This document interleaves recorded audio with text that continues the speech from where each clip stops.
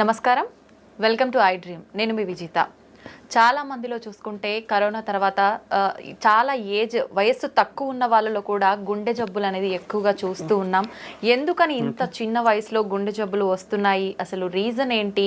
ఎక్కువగా alcohol, oils ఇలాంటివి ఎక్కువగా తీసుకున్న వారిలోనే హార్ట్ అటాక్స్ వచ్చే అవకాశం ఉంటుందా, లేదంటే ప్రతి ఒక్కరిలోనూ గుండె జబ్బు వచ్చే అవకాశం ఉంటుందా? ఇలాంటి మరిన్ని విషయాలు ఇప్పుడు సార్తో మాట్లాడి తెలుసుకుందాం. ప్రస్తుతం నాతో పాటు ఉన్నారు కన్సల్టెంట్ కార్డియాలజిస్ట్ లక్కిరెడ్డి కిరణ్ కుమార్ రెడ్డి గారు. ఇప్పుడు సార్తో మాట్లాడదాం. నమస్కారం సార్. నమస్కారం అండి. సార్, గుండె ఆరోగ్యంగా ఉండాలి అంటే ఎల్డిఎల్ హెచ్డిఎల్ లెవెల్స్ అనేవి ఎంతలో ఉంటే హెల్దీగా ఉన్నట్టు sir?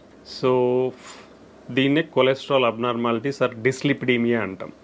Okay, usually everybody knows, అందరికీ తెలిసింది ఏంటంటే LDL cholesterol is the bad cholesterol, HDL cholesterol is the good cholesterol.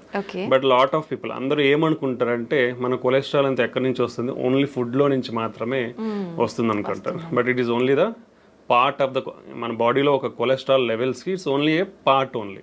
అంటే మొత్తం మనం బాడీలో ఉండే కొలెస్ట్రాల్ అంతా ఫుడ్ లోనే తీసుకోవట్లేదు. అది ఫస్ట్ పాయింట్ గుర్తుకు పెట్టుకోవాలి. సెకండ్ థింగ్ ఏంటంటే మన బాడీలో any food, what ever food we take, so primarily మనకు ఉండేది proteins, carbohydrates and fats.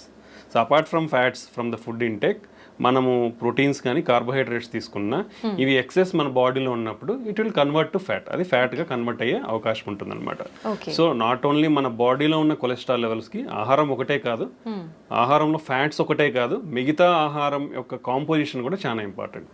Okay, so మనకి ఆహారంలో మనకి allowed fat content is 25 to 30% of మన ఫుడ్లో ఫ్యాట్ ఇంటేక్ అనేది ఉండాలి. ఒక 60% or 50 to 60% is carbohydrates. 20%, 15 to 20% is protein intake. ఇవి మన కంపోజిషన్ ఆఫ్ ఫుడ్ కంపోజిషన్లో ఇవి ఉండాలి. ఓకే, ఇవన్నీ ఇన్ఫ్లుయెన్స్ చేస్తాయి మన బాడీలో ఉండే కొలెస్ట్రాల్ని. సో రేంజెస్ అనేది చాలా అంటే డిఫరెంట్ కొలెస్ట్రాల్కి ఒక్కొక్క రేంజ్ ఉంటుంది, ఎప్పుడు అబ్నార్మల్ అని చెప్తాం అనేది. దీంట్లో మేజర్ కాంపొనెంట్స్ రెగ్యులర్గా మనం బ్లడ్ టెస్ట్ చేసినప్పుడు మనం రెగ్యులర్గా చూసే కాంపొనెంట్స్ టోటల్ కొలెస్ట్రాల్ ఒకటి ఉంటుంది. So total cholesterol less than 200 milligrams per deciliter ఉండాలి. If it is more than 250 it is indication for treatment. Okay, triglycerides తీసుకుంటాం. Triglycerides usually less than 150 milligrams per deciliter ఉండాలి. More than 200 milligrams per deciliter ఉంటే we have to take the treatment. Then HDL cholesterol అనేది యూజువల్గా it is a good cholesterol కాబట్టి మన బాడీలో ఎక్కువ ఉండాలి. అంటే it should be more than 60 milligrams per deciliter. Less than around 40 to 50. ఫీమేల్స్లో అయితే లెస్ దెన్ 50, మేల్స్లో అయితే లెస్ దెన్ 40 ఉంటే it's low amount of HDL cholesterol. So that is a risk factor again. So ఇవి మన బాడీలో ఉండే కొలెస్ట్రాల్, బేసిక్ కొలెస్ట్రాల్ లెవెల్స్ ఒక abnormal values అనమాట. బట్ ఈవెన్ ఈ లెవెల్స్ కూడా ఒక్కొక్కసారి మనకి విత్ ఇన్ నార్మల్ రేంజ్ ఉండొచ్చు. ఉండి ఈవెన్ దెన్ పేషెంట్స్ కానీ పీపుల్ హార్ట్ అటాక్ వచ్చే ఛాన్సెస్ ఉండొచ్చు. So there are another component of cholesterol, అంటే సబ్ కాంపొనెంట్స్ ఆఫ్ లిపిడ్స్ అంటాం మనం. లైక్ లైపోప్రోటీన్ ఏ అనేది ఇంపార్టెంట్, అపోలైపోప్రోటీన్స్ అని ఉంటాయి. సో ఈ కాంపొనెంట్స్ కూడా చాలా ఇంపార్టెంట్ అనమాట. సో మనము ఒకవేళ ఈ basic cholesterol levels even with in normal range ఉన్నా కానీ మనం ఫర్దర్ టెస్టింగ్ ఆఫ్ కొలెస్ట్రాల్ అనేది చెక్ చేయాల్సిన అవసరం ఉంది. సో ఈ బ్యాడ్ కొలెస్ట్రాల్, గుడ్ కొలెస్ట్రాల్ అనేది నాట్ ఓన్లీ ఫ్రమ్ ఫుడ్, మనం తీసుకునే ఫ్యాట్ ఇంటేకే కాదు, rest of the food intake అనేది కూడా చాలా ఇంపార్టెంట్. సో మనం తీసుకునే ఫుడ్లో ఈక్వాలిటీ ఆఫ్, అంటే కార్బోహైడ్రేట్స్ ఉండాలి, ప్రోటీన్స్ ఉండాలి, ఫ్యాట్స్ ఉండాలి. సో కొలెస్ట్రాల్ అనేది మన బాడీలో కూడా ప్రొడ్యూస్ అవుతుంది కాబట్టి అసలు కొలెస్ట్రాల్ అంటే ఫ్యాటీ ఫుడ్స్ తీసుకోవద్దా అనేది it's not correct. So your body needs fatty acids. ఎందుకంటే మన ప్రతి body is made up of cells అంటాం. ప్రతి సెల్స్ లో కూడా we are having lipid components. So for integrity of our body we need fats, but it should be in a controlled manner, not in excessive manner అనమాట. So for suppose if you take oily foods, when you take deep fried foods, they are unhealthy. How much amount of oil you have to take? So oil is limitation around 4 teaspoons. 4 teaspoons per person. Okay. So that is the limitation of amount. Daily. So daily intake of this. So you should not take more than that. And second thing is then is what is the reusability of the oil? That is most important. You should not reuse it repeatedly. Fry చేసుకుంటాం అలానే పెడతాం మళ్ళీ reuse. So it should not be done. So ఇది ఒకటి. Third thing ఏంటంటే now all the మార్కెట్లో చాలా వరకు పార్షియల్లీ హైడ్రోజనేటెడ్ రిఫైన్డ్ ఆయిల్స్ అనేవి వస్తుంటాయి. Those are not healthy. So whatever it is cold pressed oils or organic oils ఉంటే those are better. So for fat intake. So these are the cholesterol abnormality levels to consider. Okay, ఎక్కువగా అంటే మనం తీసుకునే foods వల్ల కూడా heart attack వచ్చే chance ఉంటుంది కాబట్టి అటువంటి ఫుడ్స్ ఏంటి సార్ అసలు? బేసికల్లీ బేసికల్లీ ప్రతి ప్రాబ్లమ్కి whatever problem you take now it is it related to lifestyle. What is meant by lifestyle? Two basic components of lifestyle is food and exercise. So in the food, healthy food. So what is healthy food? If you come to heart, what is heart healthy food? So usually ga manaki clinical studies and trials lo prove aina diets patterns anedi konni unnai. One of the important diet pattern is called Mediterranean diet pattern antam. So this is Mediterranean anedi oka sea surrounding areas lo they follow this diet pattern. Vallalo heart problems ne chala takku unnai. So that is why it is recommended to safeguard your heart. Heart హెల్తీగా పెట్టుకోనికి that is usually the recommended diet. అంటే దీంట్లో ఏముంటాయి? So బేసికల్ it's like A pyramid. ఈ పిరమిడ్ల base అనేది చాలా పెద్దగా ఉంటుందంటే లార్జ్ అమౌంట్ ఆఫ్ క్వాంటిటీ తీసుకోవాలి. Top of the pyramid small ఉంటుంది కాబట్టి అవి లో అమౌంట్ తీసుకోవాలి. So if you come to the base of the pyramid, first thing is exercise is compulsory in this diet pattern. That everybody has to follow. ఎటువంటి exercise చేయాల్సి ఉంటుంది sir? మనకి guide lines ప్రకారం, అమెరికన్ గైడ్ లైన్స్ ప్రకారం 150 minutes of moderate intensity exercise per week. అంటే daily 30 minutes for 5 days. Moderate intensity exercise అంటే కొంచెం walk, brisk walk are mild cycling కానీ మైల్డ్ స్విమ్మింగ్ కానీ ఇలా చేస్తే that amount of exercise for 30 minutes per day is enough. లేదా high intensity exercises అంటాం. That is required only 75 minutes per week. అంటే 20 minutes for 3 days, like 60 to 75 minutes per week. That is enough. So that even with this minimum exercise you can stay healthy. Like what are the high intensity exercises? Like jogging and running, full length swimming, tennis ఆడడం, single person tennis ఆడడం, ఇవన్నీ కూడా high intensity exercises. Along with that for 3 days a week, a minimum time like 15 to 20 minutes of strengthening exercises. That also will have a positive impact on our heart health. So these are the exercise recommendations for one person to follow. So if we follow out, then diet. The diet basically contains of whole grains and cereals. అంటే పప్పు దినుసులు అవన్నీ కూడా refined. ఇప్పుడు మనం rice తీసుకోండి, wheat తీసుకోండి, whatever the products available in the market they are all refined. So refined foods అనేది యూ షుడ్ స్టాప్. ఒకరు ఈ రిఫైన్డ్ ఫుడ్స్ అనేది తినడం స్టాప్ చేయాలి. Because these are having high glycemic index, high glycemic, so more absorption and immediately sugar levels will rise, hormonal imbalance, insulin imbalance, all this will happen. So you should keep away from this refined foods nunchi dooram undali. Whole grains like whole wheat, brown rice, unpolished rice, ilanti తీసుకొని like millets, other grains, పప్పు దినుసులు ఇవన్నీ ఎక్కువ అంటే minimum daily you should take around 3 servings per day. You have to take these things. Next comes fruits and vegetables. Fruits and vegetables are one of the important component. Vegetarian diet, plant based diet is much healthier than animal based diet. Okay. So daily you should take around 4 to 5 servings of fruits and vegetables. In India, if you come, hardly less than 50% of the population in India eat only one time a week. అంటే ఒక్కసారి మాత్రమే వారంలో fruits తీసుకుంటున్నారు మన భారతదేశంలో. You see how much gap is there. Okay, even vegetables కూడా like daily 4 to 5 servings of vegetables కూడా it is hardly 20 to 25% in all India. So you see how much gap in the diet, healthy dietary patterns we are following. Okay, this is one of the important. Next thing is oils. Oils, limited amount. 1 teaspoon is equal to 5 grams. Okay, you should take around 4 to 5 teaspoons per person. That is the limitation amount. And reusable oils anedi undagudu. So among these oils, extra virgin olive oil is the better thing, and any plant based oil is good. Plant based oils lo kuda we have to go for like cold pressed oils. Better avoid refined oils అనేది avoid చేయాలి. దాంట్లో కూడా mono unsaturated or poly unsaturated fatty acids ఉన్న ఆయిల్స్ని prefer చేయాలి. Like sunflower, soybean oil, sesame oil, ఇవి they are good in mono or poly unsaturated fatty acids. Okay, then if you come to poultry or fish, non-vegetarian. In non-vegetarian, usually the preferred is fish. Any oily fish or fish is the preferred non-vegetarian diet. Apart from that, poultry, chicken doesn't have any harmful effects on the heart. So you can take a chicken. That also like 2 to 3 servings per week. Not more than that. Okay. Then if you come to dairy products, dairy also 1 or 2 times a day you can take dairy products. Then on the top, which is the minimal amount, like hardly once in a month, or even less than that, all the processed foods and the red meat. The red meat comes like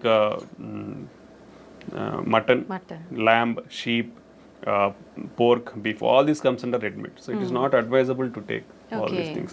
And all sugar sweetened beverages like cool drinks, which is the very harmful.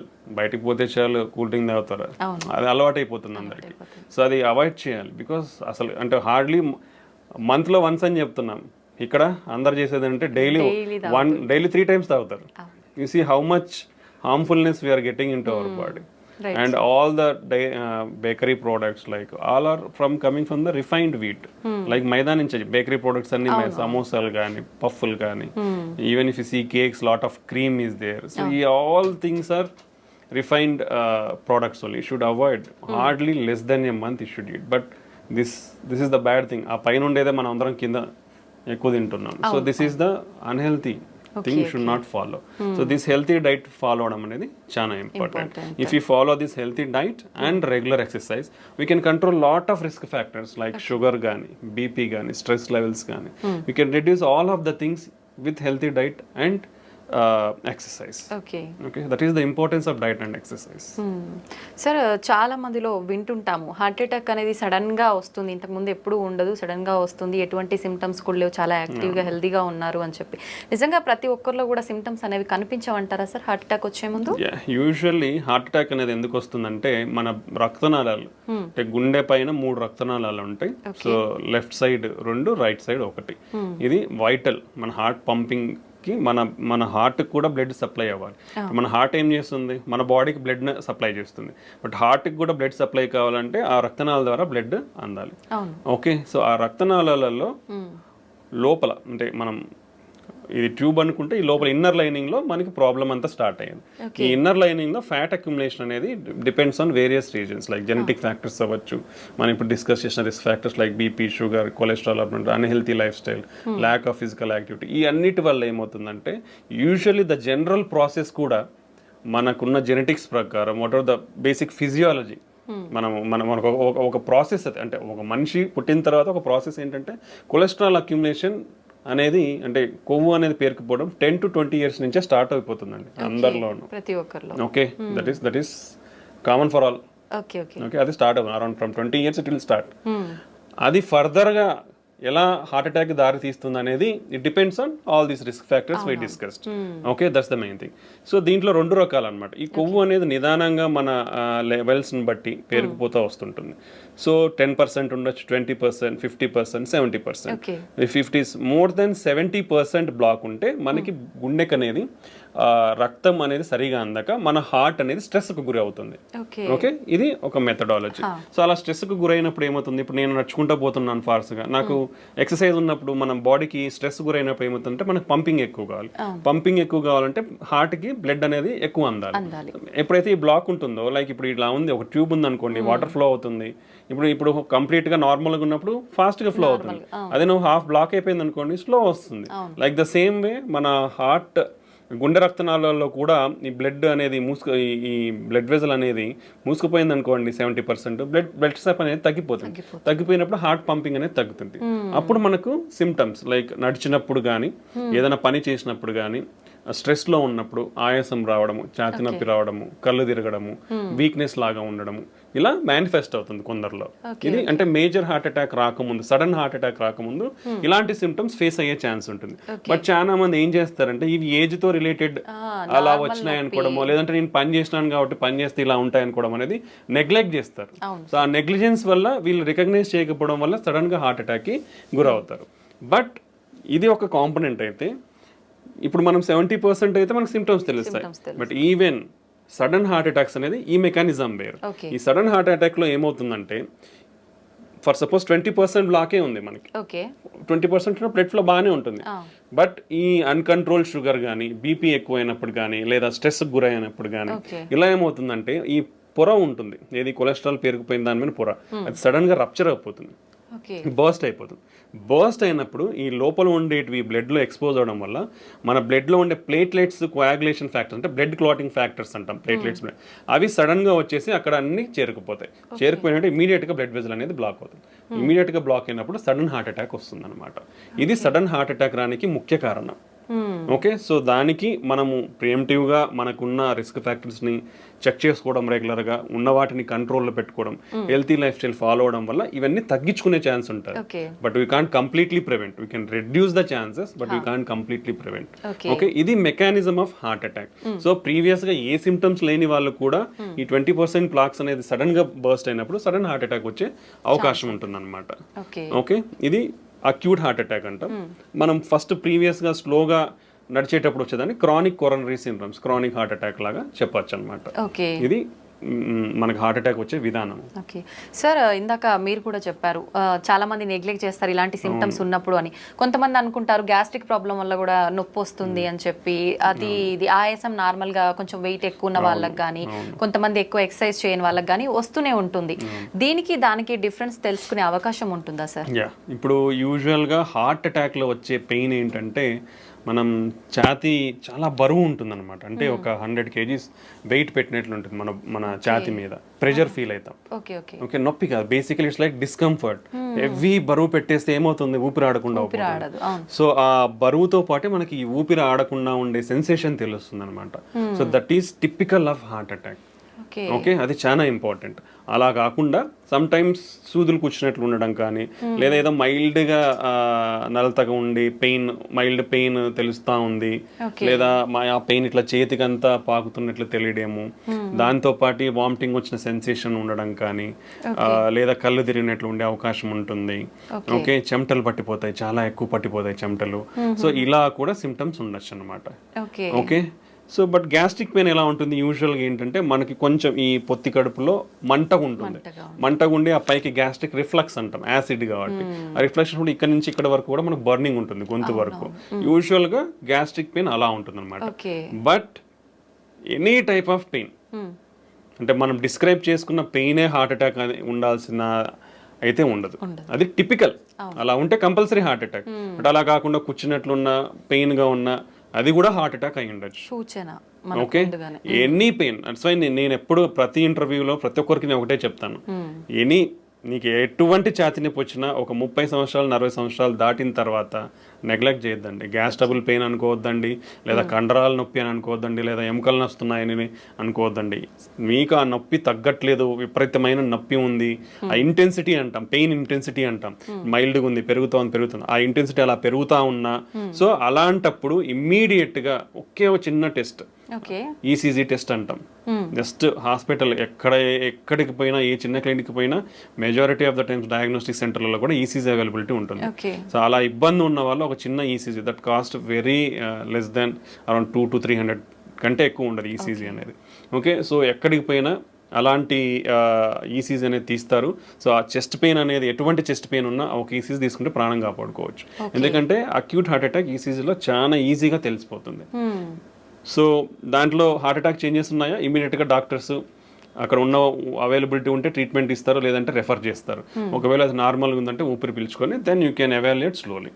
Okay, so any type of chest pain, ఎటువంటి ఛాతీ నొప్పి ఉన్నా కానీ ఏ మాత్రం నిర్లక్ష్యం చేయకుండా ఇమీడియట్గా ఒక ఈసీజీ టెస్ట్ తీసుకొని మీ ప్రాణాలను కాపాడుకోండి.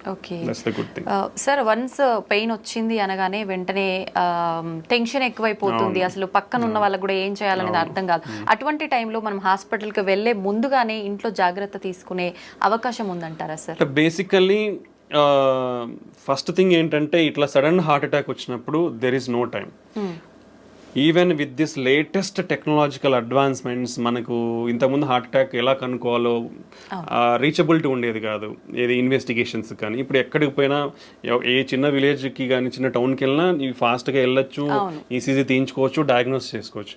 ఇంత అడ్వాన్స్మెంట్స్ ఇన్ ట్రాన్స్పోర్టేషన్ ఉన్న, టెక్నాలజీలో ఉన్న, ఈవెన్ ఇప్పటికీ కూడా before reaching the hospital 50% of the people die at home or during the transport to hospital.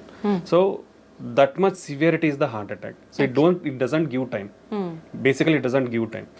It depends on lot of factors. Heart attack వచ్చిన వాళ్ళు సడన్ గా చనిపోవచ్చు ఇంట్లో. ఇప్పుడు మనం చాలానే వింటుంటాం నిద్రలోనే చనిపోయినారని.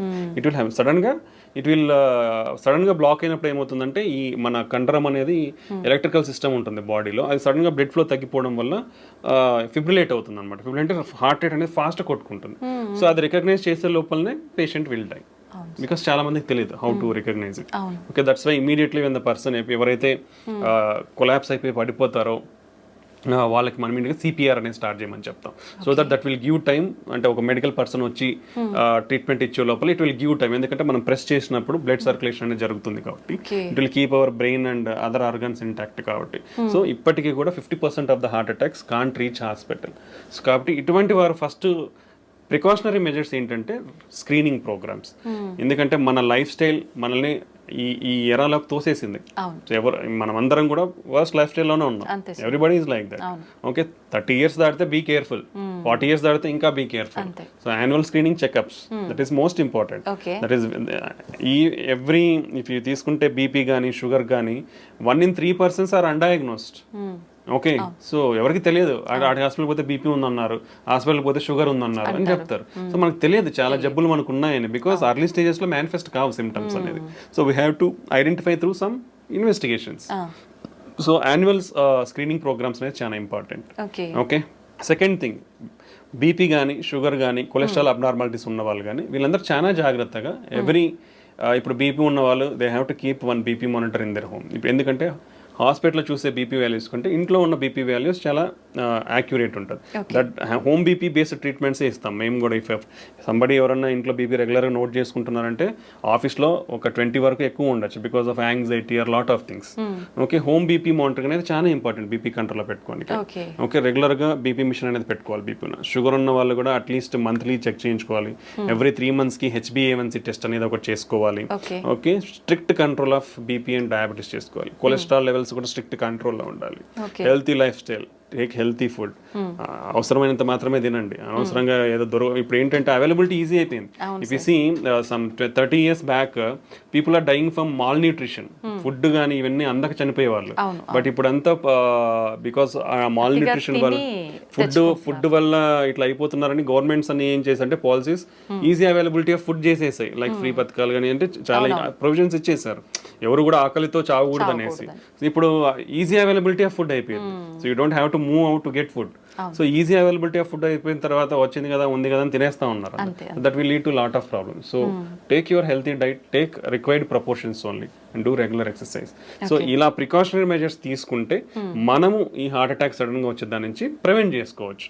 బట్ బిఫోర్ ఎనీథింగ్ అంటే ఒక హార్ట్ అటాక్ వచ్చే ముందర మనకి మినిమం కొంచెం ఛాతి నొప్పి కానీ ఆయాసంగా ఫీల్ అవ్వడం, ఆ ఆయాసంతో యాంగ్జైటీ, ఎయిర్ హంగర్ అంటాం, మనకి ఏదో గాలి ఆడట్లేదు అనిపిస్తుంది.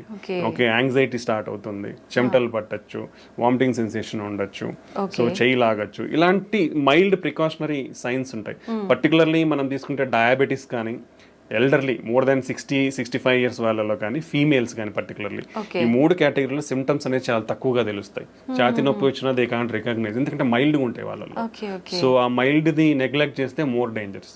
So particularly females, elderly people more than 60-65 years and diabetes ఉన్న వాళ్ళు ఎంత మైల్డ్ సిమ్టమ్ ఉన్నా ఇమీడియట్గా they should go to hospital and evaluate. దాన్ని సరి చేసుకుంటే మనము అర్లీగా రికగ్నైజ్ చేసుకొని విల్ ప్రివెంట్ ఫర్దర్ కాంప్లికేషన్స్. ఇవి మనకు హార్ట్ అటాక్ ముందు వచ్చే precautionary science. Okay sir, alcohol తీసుకునే వారికి హార్ట్ అటాక్ వచ్చే అవకాశం ఎంత వరకు ఉంటుంది సార్? అది ప్రమాదకరమైంది అంటారా? కంపల్సరీ వస్తుందండి. ప్రీవియస్గా ఏమైందంటే lot of studies I think జెంట్స్లో ఒక డైలీ ఒక 2 drinks కానీ, 2 drinks అంటే బాటిల్స్ కాదు, there is some limit of, అంటే ఒక బీర్ తీసుకుంటే 300 ml, or if you take wine 150 ml, or if you take alcohol like whisky 40% alcohol తీసుకుంటే ఒక 40 ml అట్లా ఉండేటివి. Like 2 drinks per day for men and 1 drink per day for women అనేది. But all the recent guidelines for the past 2 years మనకు వచ్చిన clinical trials and studies, what ever alcohol you take it is risky only. Okay, whatever alcohol, ఎంత amount of alcohol తీసుకున్నారో దానివల్ల మీకు హాని అయితే ఉంది. So better completely avoid alcohol intake.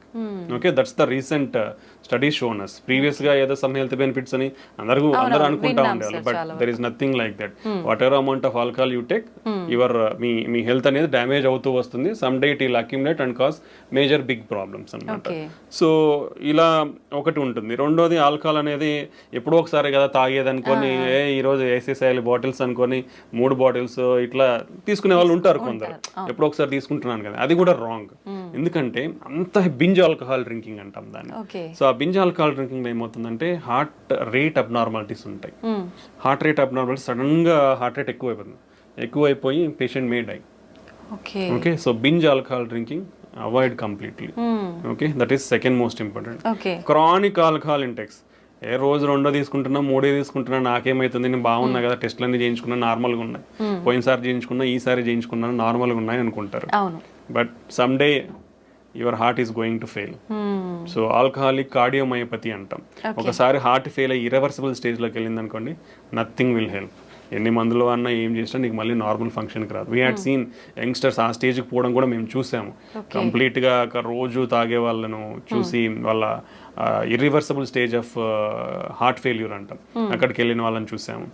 Next వీళ్ళల్లో ట్రైగ్లిజరైడ్ అబ్నార్మాలిటీస్ వచ్చే ఛాన్స్ ఉంటుంది, దెన్ హార్ట్ అటాక్స్ వచ్చే ఛాన్స్ ఉంటుంది. Okay, even they are more prone to liver disease, chronic liver disease and cirrhosis అంటాం, ప్యాంక్రటైటిస్ అంటాం. So lot of complication. అంటే not only heart, it will damage other organs also. So when ఒకసారి ఇది హానిగా అనిపిస్తుంది అంటే you should get away from system అంతా effect అవుతుంది. So you should get away from them. Better don't take alcohol. అలవాటు ఉన్న వాళ్ళు కూడా if it is difficult for you to stop, reduce your amount slowly and completely stop it and stay healthy. Okay, అది alcohol related side effects. Sir ప్రతి ఒక్కరం కూడా వింటూనే ఉంటాం ఆల్కహాల్ కానీ స్మోకింగ్ కానీ రెండు కూడా ప్రమాదకరమని. ఇప్పుడు మీరు కూడా చెప్పారు ఆల్కహాల్ తీసుకుంటే ఎటువంటి ప్రమాదం. మరి స్మోకింగ్ తీసుకునే వాళ్ళు ఎటువంటి ప్రమాదాలు ఉంటాయి, ప్రత్యేకించి హార్ట్కి సంబంధించి ఎలాంటి హాని జరుగుతుంది? Smoking is the deadliest risk factor అండి.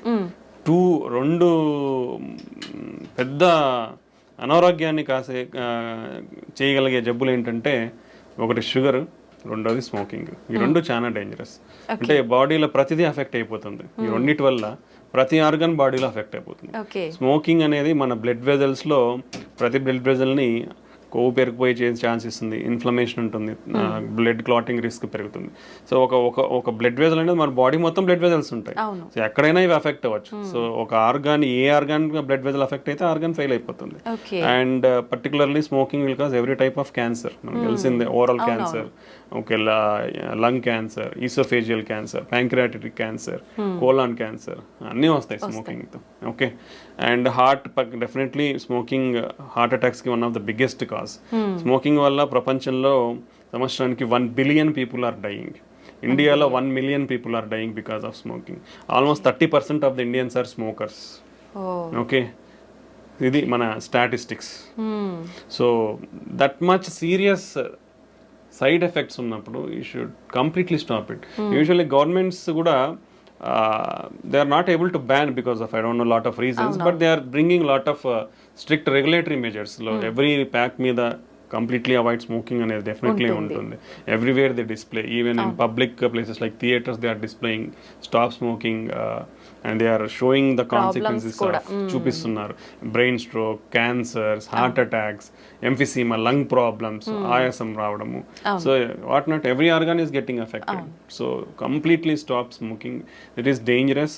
స్మోకింగ్ అంటే మనం స్మోకింగ్ చేయడమే కదండి, మీరు ఇప్పుడు నీ చుట్టుపక్కల వాళ్ళు కూడా అఫెక్ట్ అవుతారు. ఇఫ్ సంబడీ స్మోకింగ్, చుట్టుపక్కల వాళ్ళు ఒక 10 మంది ఉంటే వాళ్ళు 10 మంది కూడా అఫెక్ట్ అవుతారు.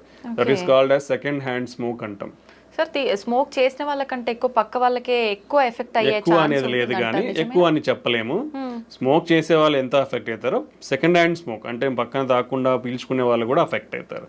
So it can be seen in both females లో, కానీ మనము పెద్దవాళ్ళలో అయితే వాళ్ళకి గుండె జబ్బులు రావచ్చు, బ్రెయిన్ స్ట్రోక్ రావచ్చు, ఊపిరితిత్తుల ప్రాబ్లమ్స్ ఇవన్నీ వచ్చు.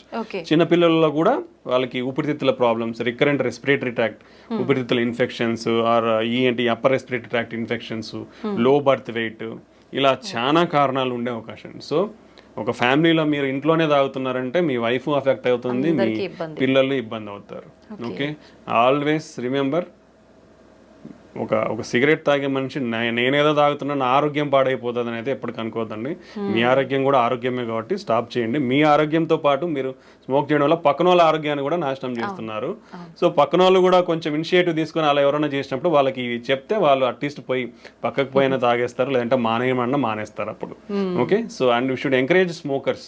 ఎవరైతే సిగరెట్స్ తాగుతున్నారో వాళ్ళకి ఇవన్నీ చెప్పి వాళ్ళని ఎంకరేజ్ చేయాలి to quit smoking. Because smoking అనేది స్టాప్ చేసిన తర్వాత హార్ట్ అటాక్ రిస్క్ తగ్గనికి 10 సంవత్సరాలు పడుతుందండి. ఒక మనిషి ఇప్పుడు స్మోకింగ్ స్టాప్ చేసినా కానీ అతనికి హార్ట్ అటాక్ రిస్క్ తగ్గనికి, అంటే ఈ స్మోకింగ్ మానేసినాక కూడా 10 years వరకు అతనికి హార్ట్ అటాక్ రిస్క్ చాలా ఎక్కువ ఉంటుంది. Okay, that is the impact of smoking. మానేసాకే అన్ని ఇయర్స్ ఉంటే కంటిన్యూ ఉన్నప్పుడు ఎంత సిగ్నిఫికెంట్ ఉంటుందో ఆలోచించాలి అందరూ కూడా. Okay, that is most important. So next ఏమొస్తాయంటే మనకు సెకండ్ హ్యాండ్ స్మోక్ కాకుండా called as e-cigarettes అంటారు. Those are also dangerous. Okay. Smoking related anything like e-cigarettes, దాంట్లో నికోటిన్ ఉండదు.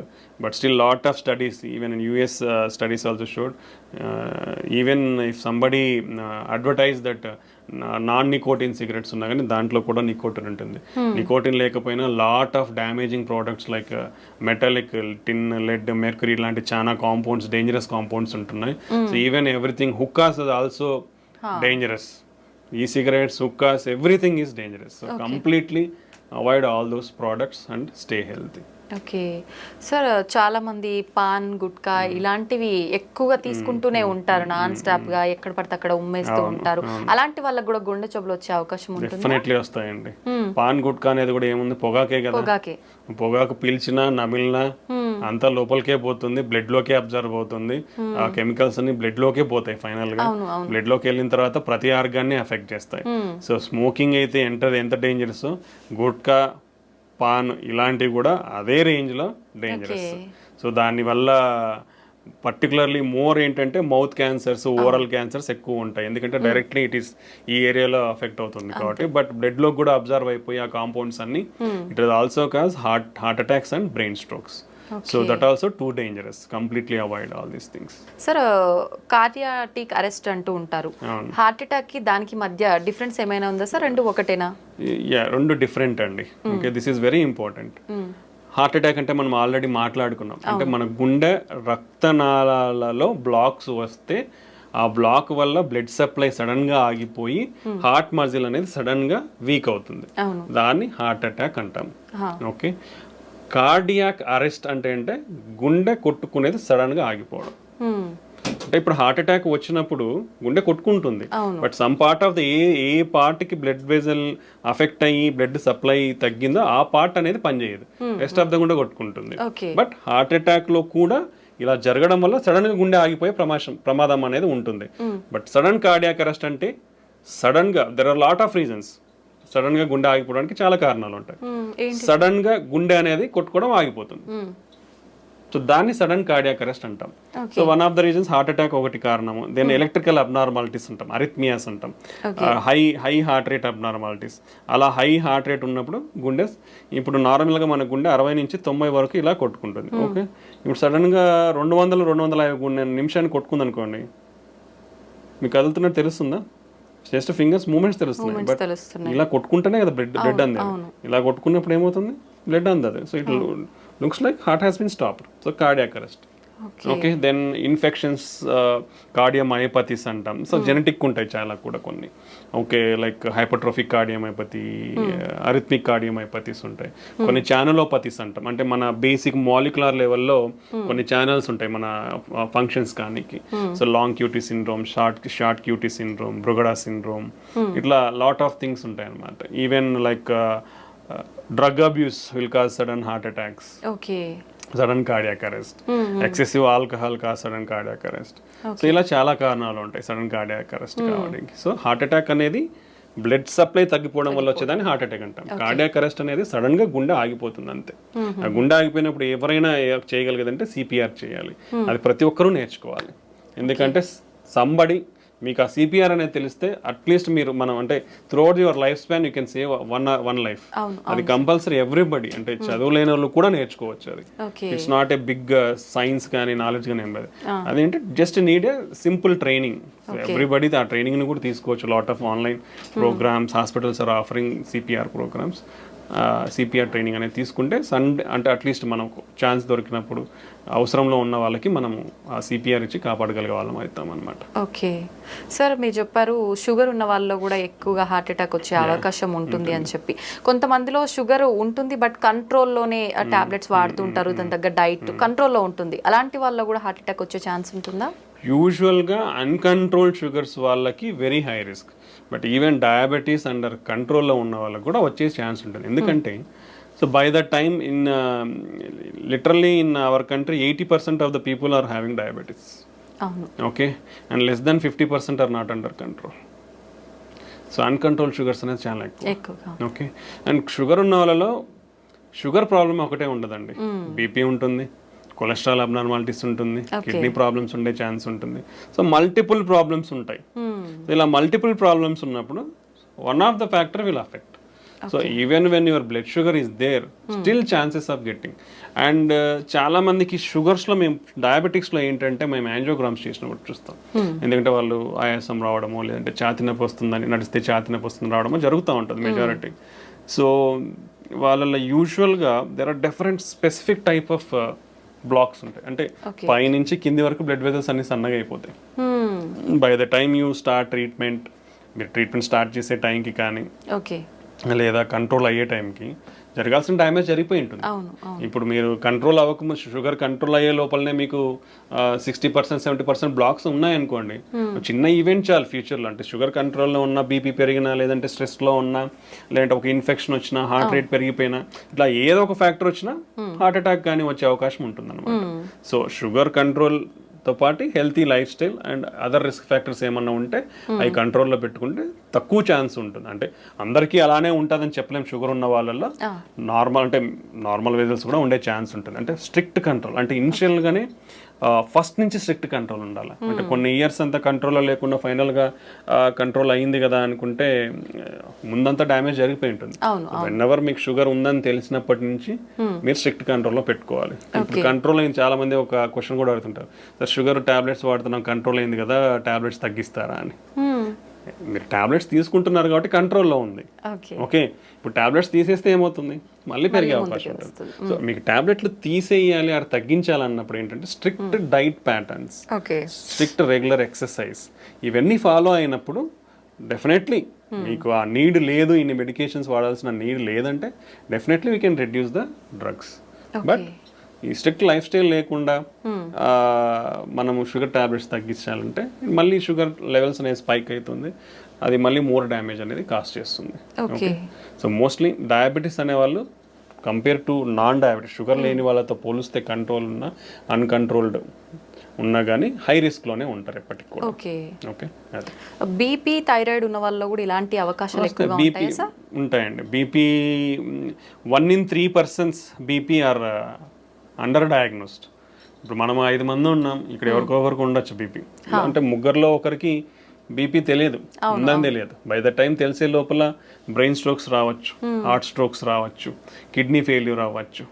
సో ఇవి అన్ని ఆర్గాన్స్ని ఎఫెక్ట్ చేస్తాయి. బీపీ షుగర్ అనేటివి ఒక గుండెనే కాదు మిగతా ఆర్గాన్స్ కూడా ఎఫెక్ట్ అవుతాయి. చాలా మంది కిడ్నీ పేషెంట్స్ సడన్గా హై బీపీ అంటే ఎవరు చెక్ చేయించుకోరు కదా రెగ్యులర్గా. దట్స్ వై రెగ్యులర్ చెకప్ అనేది చాలా ఇంపార్టెంట్ అండి. ఒకసారి ఇప్పుడు గవర్నమెంట్ హాస్పిటల్స్ ఉన్నాయి, లేదంటే క్లినిక్స్ ఉన్నాయి, చాలానే ఇప్పుడు అవైలబిలిటీ వచ్చేసింది. లేదంటే ఇంట్లో బీపీ మానిటర్ పెట్టుకొని ఆటోమేటిక్ ఇంకోరు వచ్చి చూడాల్సిన అవసరం లేదు. ఇప్పుడు ఇంట్లో కనెక్ట్ చేసుకొని చూసుకున్నా మనకు బీపీ ఉందా లేదా తెలిసిపోతుంది. సో అప్పుడప్పుడు అనేది ఈ బీపీ మెజర్మెంట్, షుగర్ టెస్టింగ్ అనేది కంపల్సరీ చేయించుకుంటూ ఉండాలి. అంటే ఇవన్నీ ఎక్కువైపోతున్నాయి because of our lifestyle. So ఇవి చెక్ చేసుకోవడం వల్ల మనం జాగ్రత్త పడి మన ఆరోగ్యాన్ని కాపాడుకున్న వాళ్ళం అవుతాం అన్నమాట.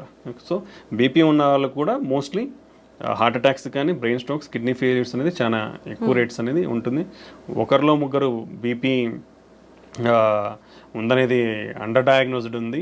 ఆల్మోస్ట్ ఏవైతే హార్ట్ అటాక్స్ వస్తున్నాయో, బ్రెయిన్ స్ట్రోక్స్ వస్తున్నాయో వీళ్ళల్లో 55% మందికి బీపీ ఉంటుంది.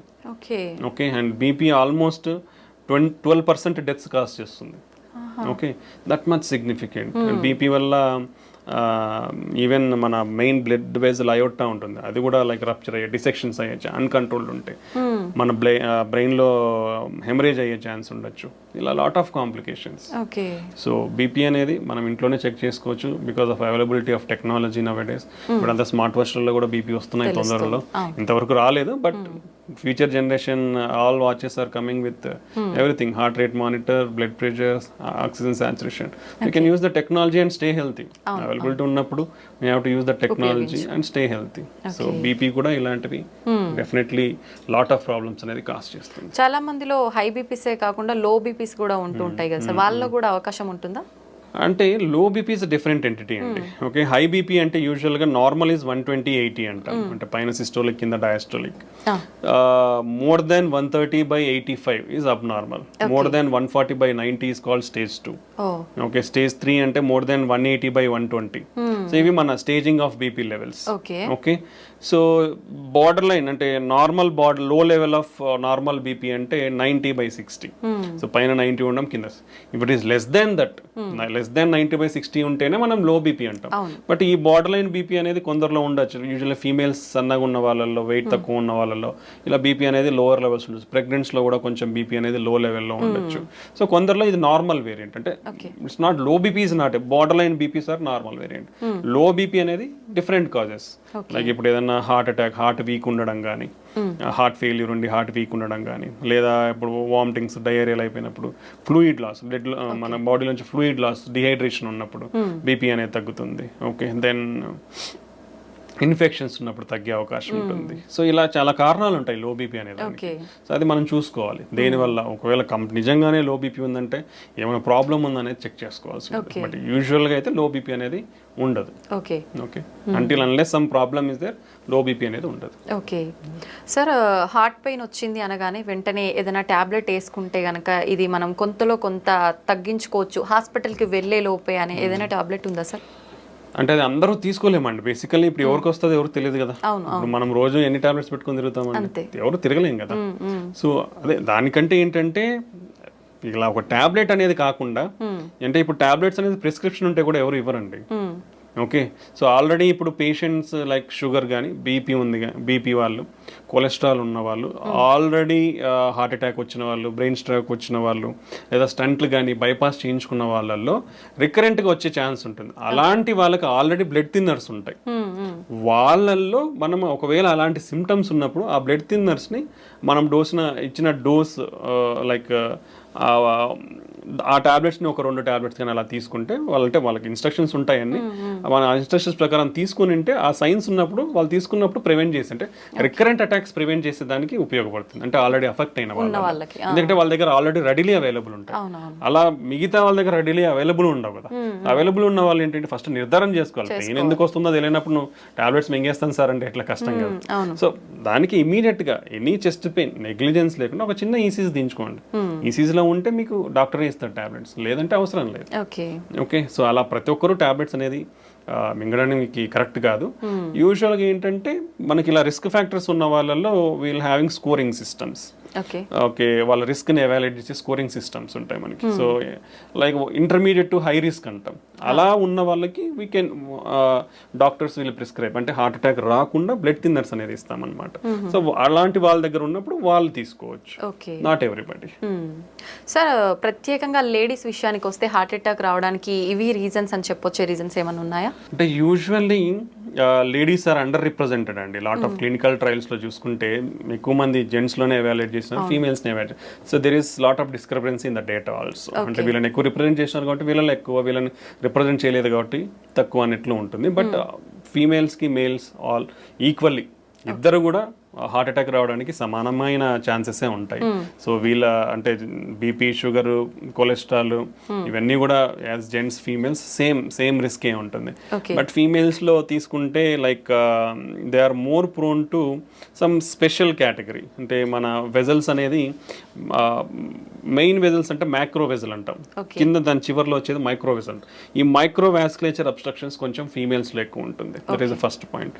రెండోది females are more sensitive, like is called vasospasm అంటే వెజల్ ఉండేది సడన్ గా ముడుచుకుపోతుంది. ఓకే. ఇలా స్పాజమ్ కి females are more prone emotionally also.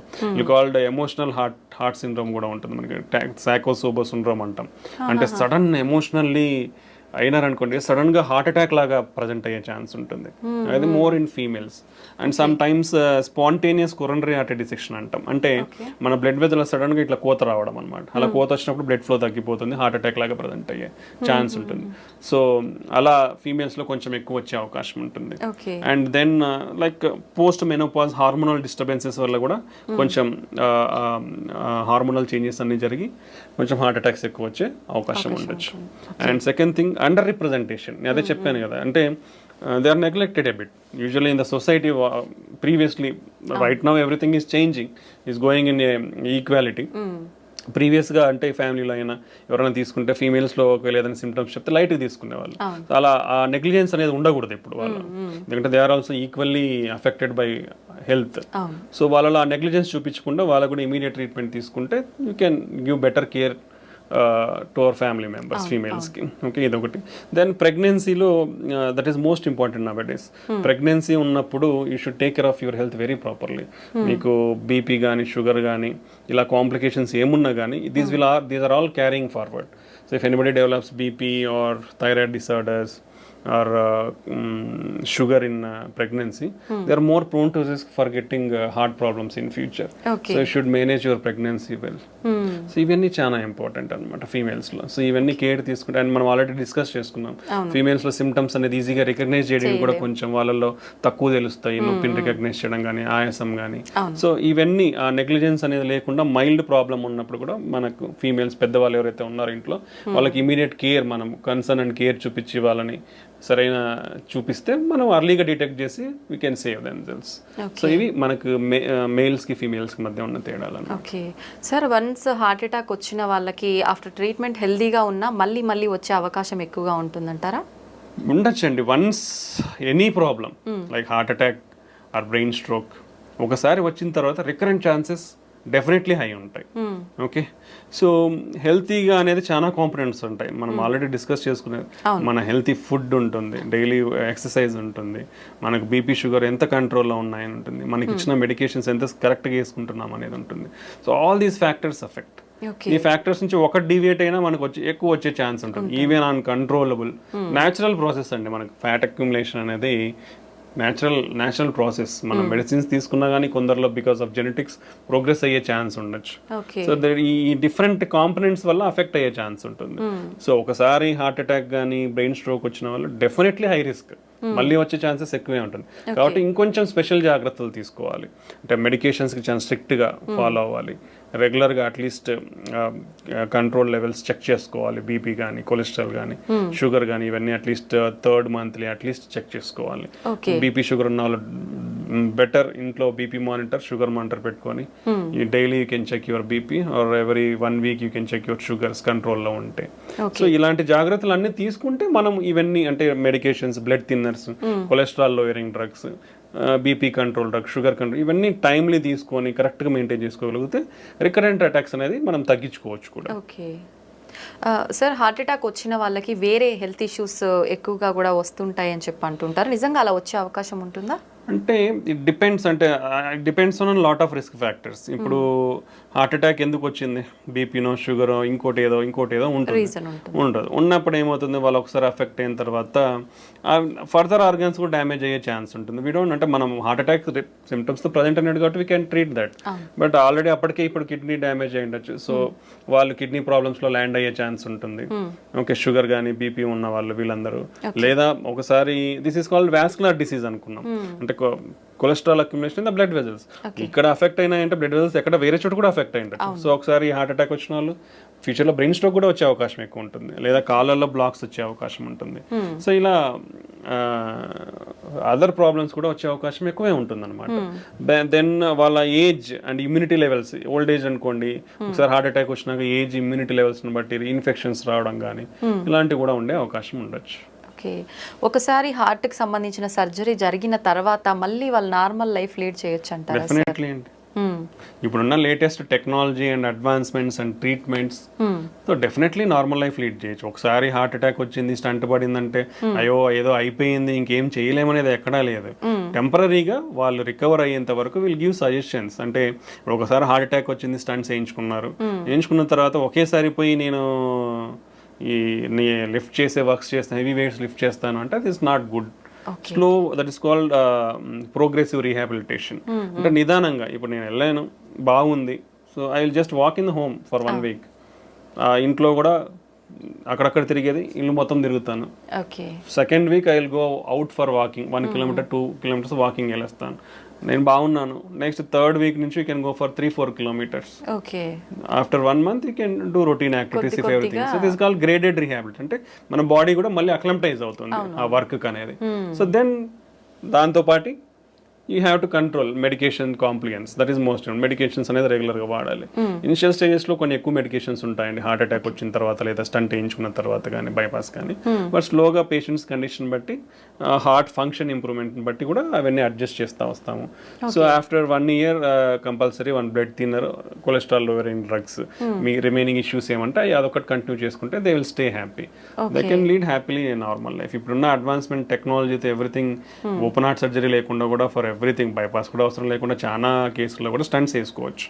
It depends on the patient condition బట్టి బైపాస్ స్టంటింగ్ అనేది కార్డియాలజిస్ట్ వాళ్ళకి బెటర్ ఆప్షన్ ఏది ఉంటే దాన్ని బట్టి మనం అడ్వైస్ చేస్తాము. But mostly we can reduce the need. Open heart surgery need అయితే ఈవెన్ కొరనరీ బ్లాక్స్కే కాదు, ఈవెన్ వాల్వ్ ఇంటర్వెన్షన్స్ అంటాం. అంటే మన గుండెలో 4 గదులు ఉంటాయి, గదుల మధ్యలో వాల్స్ ఉంటాయి, డోర్స్ లెక్క. అవి కూడా ఇంతకు ముందు only option is open heart surgery. Open heart surgery చేసి వాల్ మార్చాల్సి వస్తుంది. But now A days call Tavy. Main aortic valve అనేది డిసీజ్ అవుతుంది ఏజ్ వచ్చిన వాళ్ళలో. సో వాళ్ళల్లో ఇప్పుడు ఓపెన్ హార్ట్ సర్జరీ లేకుండా more than 60-65 years ఉంటే మనం తొడలో నుంచి ట్యూబ్స్ పంపించి వాల్వ్, ఇంకో వాల్వ్, కొత్త వాల్వ్ పెట్టేసేయచ్చు. So lot of advancements in technologies. ఇప్పుడు అవే వాళ్ళు even rest of the valves కూడా ఇప్పుడు ఓపెన్ హార్ట్ సర్జరీ లేకుండా వాల్ ఇంప్లాంటేషన్స్ జరుగుతున్నాయి. సో ఈ టెక్నాలజికల్ అడ్వాన్స్మెంట్స్ వల్ల ఏంటంటే మనకి ఇప్పుడు ఓపెన్ హార్ట్ సర్జరీ అంటే లాట్ ఆఫ్ థింగ్స్. పేషెంట్ ఒక 1 week ఉండాల్సి ఉంటుంది, హార్ట్ ఓపెన్ చేసి వూండ్ హీల్ కానీ 3 months పడుతుంది. So that is call lot of mental agony also for the patient. ఏదో చాలా పెద్ద జరిగిపోయింది, నేను రికవర్ అవ్వలేను అనేది మెంటల్ అగనీ కూడా ఉంటుంది ఓపెన్ హార్ట్ చేసిన తర్వాత. ఇప్పుడు ఇవన్నీ రీసెంట్ అడ్వాన్స్మెంట్స్ వచ్చిన తర్వాత అంత నీడ్ ఉండట్లేదు. So you can do everything like through small tube in your hand or leg. చిన్న ట్యూబ్ ద్వారానే అన్నీ అయిపోతున్నాయి ఇప్పుడు. సో ఈ టెక్నాలజికల్ అడ్వాన్స్మెంట్స్ వల్ల you can get a better treatment and you can mobilise easily. Hospital stay 2-3 days కంటే ఉండదు. After that ఒక 1 week to 1 month లోపల నార్మల్ రొటీన్ లైఫ్కి వచ్చేస్తారు. After that you can do all routine life, driving చేసుకోవచ్చు, అన్ని చేసుకోవచ్చు. రిస్క్ ఫ్యాక్టర్స్ ఏమైనా ఉంటాయా సార్ ఈ టైప్లో చేస్తున్నప్పుడు? చాలా లెస్ అండి, less than 1-2%. Less than 1-2%. If you take stenting, coronary stenting or interventional procedures తీసుకుంటే అరౌండ్ 2-5% రిస్క్. ఓపెన్ హార్ట్కి తీసుకుంటే అరౌండ్ 5-10% రిస్క్ ఉంటుంది. So compare to open heart ఈ అడ్వాన్స్డ్ టెక్నిక్స్ అన్ని కూడా లెస్ రిస్కే ఉన్నాయి. అంటే యూజువల్గా ఇవన్నీ మోర్ హై సర్జికల్ రిస్క్ ఉన్న వాళ్ళకే ఆఫర్ చేస్తాం ట్రీట్మెంట్స్. సో కాబట్టి హై సర్జికల్ రిస్క్ అన్నాక ఇంకా only better option is having going through that. ఒకసారి సర్జరీకి హై రిస్క్ ఉన్నప్పుడు ఈ ప్రొసీజర్ చేసినప్పుడు కూడా మినిమల్ రిస్క్ అనేది ఉంటుంది, కానీ మేజర్ రిస్క్ అనేది. So we'll take all precautions to reduce the risk and give the best treatments to the patient. జనరల్గా ఓపెన్ హార్ట్ సర్జరీ ఎటువంటి సందర్భాల్లో పేషెంట్ ఎటువంటి కండిషన్లో ఉన్నప్పుడు అవసరం పడుతుంది సార్? యూజువల్గా మల్టిపుల్ బ్లాక్స్లో, అంటే లైక్ ఈవెన్ మల్టిపుల్ బ్లాక్స్ కూడా స్టంటింగ్ ఆప్షన్ ఉంది. But there is different disease profile. ఇప్పుడు పైన నుంచి మొత్తం కింద వరకు డిసీజ్ ఉండి ఓన్లీ కింద మాత్రమే నార్మల్ ఉండి అట్లాంటిది 2-3 వెజల్స్లో ఉన్నాయి. లేదా ఒక బ్లాక్ మూసుకుపోయి కొన్ని సంవత్సరాలు అయిపోయింది, అట్లాంటివి 2 ఉన్నాయి. సిటీఓస్ అంటాం, క్రానిక్ టోటల్ అక్లూషన్స్. అలాంటి 2 ఉన్నాయి. సో అలాంటప్పుడు యూజువల్గా, లేదా షుగర్ ఉండి మల్టిపుల్ బ్లాక్స్ ఉన్నాయి, సో అలాంటి వాళ్ళకి బైపాస్ చేస్తాం. Nowadays you can safely keep around 5-6 stents. యూజువల్గా చాలా మందికి ఒక అపోహ ఏంటంటే 2 కంటే ఎక్కువ పెట్టుకోవద్దని ఉంటుంది. But it's wrong. ఎక్కడ కూడా అలాంటి లిమిటేషన్స్ లేవు. There are lot of case reports, కొన్ని 10లో పైన స్టంట్లు వేసిన సినారియోస్ కూడా ఉన్నాయి బికాస్ ఆఫ్ టెక్నాలజీ అడ్వాన్స్. పాతకాలం స్టంట్ వేయించుకుంటారు, టెక్నాలజీ అడ్వాన్స్ మూసుకుపోయి ఉంటుంది, మళ్ళీ వేస్తారు. సో స్టంటింగ్ అనేది up to 5-6 number of stents హ్యాపీగా సేఫ్గా చేయించుకోవచ్చు. ఓకే, బైపాస్ అనేది స్పెసిఫిక్ సినారియోస్, పేషెంట్ కండిషన్ బట్టి ఇండియాలో ఏంటంటే మనకి కొంచెం economics are most important. So ఆ కండిషన్ బట్టి పేషెంట్కి అడ్వైస్ అనేది ఇస్తూ ఉంటాం అనమాట. Okay. So lot of complex cases now days can be safely done without the need of open heart surgery. Okay sir, ఒకసారి స్టంట్ వేసిన తర్వాత చాలా అంటే మూసుకుపోవటానికి మళ్ళీ ఎంత టైం పడుతుంది? ఖచ్చితంగా మూసుకుపోయే ఛాన్స్ ఉంటుందంటారా? This is a very good question. Lot of people are having this doubt. And recently we also faced this scenario. First point గుర్తు పెట్టుకోవాల్సింది ఏంటంటే, చాలా మందికి ఒక అపోహ ఏంటంటే గ్రాఫ్ట్స్ అంటే ఓపెన్ హార్ట్ సర్జరీ చేసి బైపాస్ చేయించుకుంటే బాగుంటుంది, స్టంట్స్ వేస్తే మూసుకుపోతాయి అనేది అపోహలో ఉన్నారు. అది ఇట్స్ వెరీ కంప్లీట్లీ రాంగ్ అండి. యాజ్ సేమ్ గ్రాఫ్ట్స్ ఎంత పేటెంట్ గా 10, 15, 20 సంవత్సరాలు ఉంటాయి, స్టంట్స్ కూడా అలానే ఉంటాయి. ఓకే, గ్రాఫ్ట్స్ కొన్ని అర్లీగా ఫెయిల్ అవుతాయి. Like 50% of the Venus graft అంటే దాంట్లో డిఫరెంట్ ఉంటాయి, ఆర్టీరియల్ అండ్ వీనస్ గ్రాఫ్ట్స్ ఉంటాయి. ఆర్టీరియల్ గ్రాఫ్ట్ లాంగ్ పేటెన్సీ ఉంటుంది, that is the best thing. Arterial grafts complete గా బైపాస్ లో ఆర్టీరియల్ గ్రాఫ్ట్స్ వాడితే it's very good, life span is very good, 15 to 20 years safe గా ఉంటుంది. Venus grafts almost ఇప్పుడు ఒక patient కి 3-4 గ్రాఫ్ట్లు వేస్తారు. సో వీనస్ గ్రాఫ్ట్స్ ఏంటంటే 50% ఆఫ్ ద పీపుల్స్ లో అట్లీస్ట్ ఒక వీనస్ గ్రాఫ్ట్ అయినా విత్ ఇన్ 1 year క్లోజ్ అవుతుంది. That is the data what is showing. 40 to 50% of the patients లో అట్లీస్ట్ 4 వీనస్ గ్రాఫ్ట్లు వేస్తే ఒకటైతే మూసుకుపోతుంది. ఓకే, బట్ మనకి అదే చెప్పాను కదా, ఇప్పుడున్న technology we are having image guided stunting అంటాం. ఓకే, దాంట్లో ఏంటంటే క్లియర్ గా ఇప్పుడు ఇలా ఉంది, బ్లాక్ ఉంది, నేను ఒక చిన్న కెథటర్ని అంటే ఒక కెమెరాని పంపిస్తాను, చూసి ఈ వాల్లో ఏముంది, ఎంత కొవ్వు శాతం ఉంది, కొవ్వే ఉందా, ఫైబ్రస్ టిష్యూ అంటాం, లేదా సిమెంట్ కాల్షియం అంటాం, అంటే సిమెంట్ లాగా గట్టిగా ఉంటుంది అనమాట, కాల్షియం ఉందా, సో ఏముందని తెలుసుకోవచ్చు.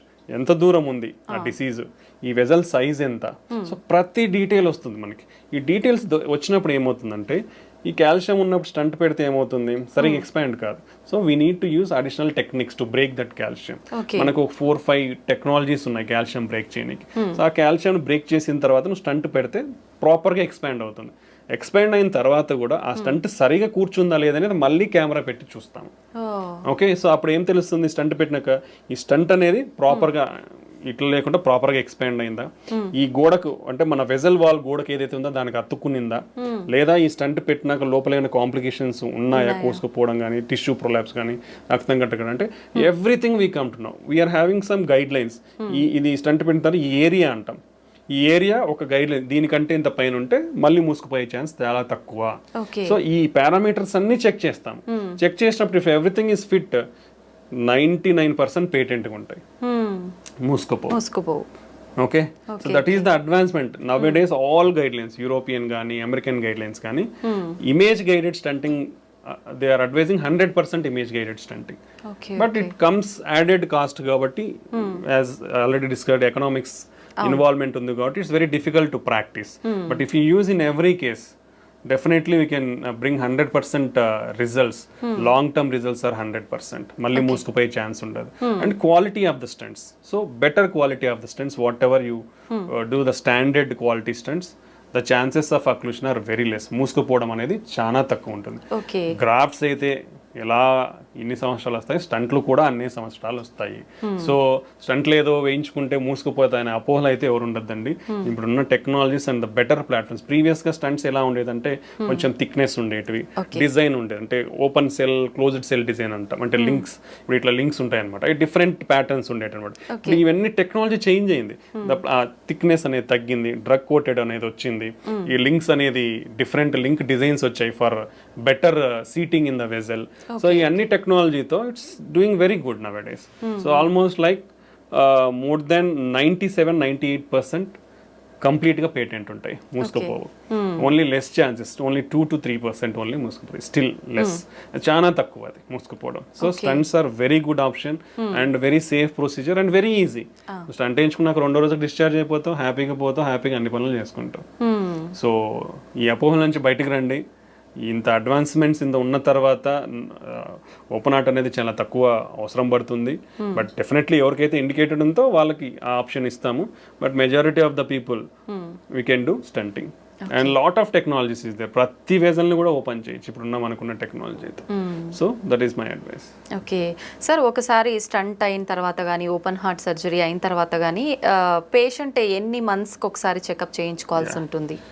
Usually in early stages initial we'll always ask for early reviews, ఎందుకంటే we have to carefully follow them. Okay. ఎందుకంటే ఒకసారి హార్ట్ అటాక్ ఎఫెక్ట్ అయిన తర్వాత మళ్ళీ ఎఫెక్ట్ అయ్యే ఛాన్సెస్ ఎక్కువ ఉంటాయి కాబట్టి, అండ్ వాళ్ళకున్న రిస్క్ ఫ్యాక్టర్స్ అనేది మనం కేర్ఫుల్గా కంట్రోల్ చేయాలి, పర్టికులర్లీ డయాబెటీస్ ఉన్న వాళ్ళు. ఓకే.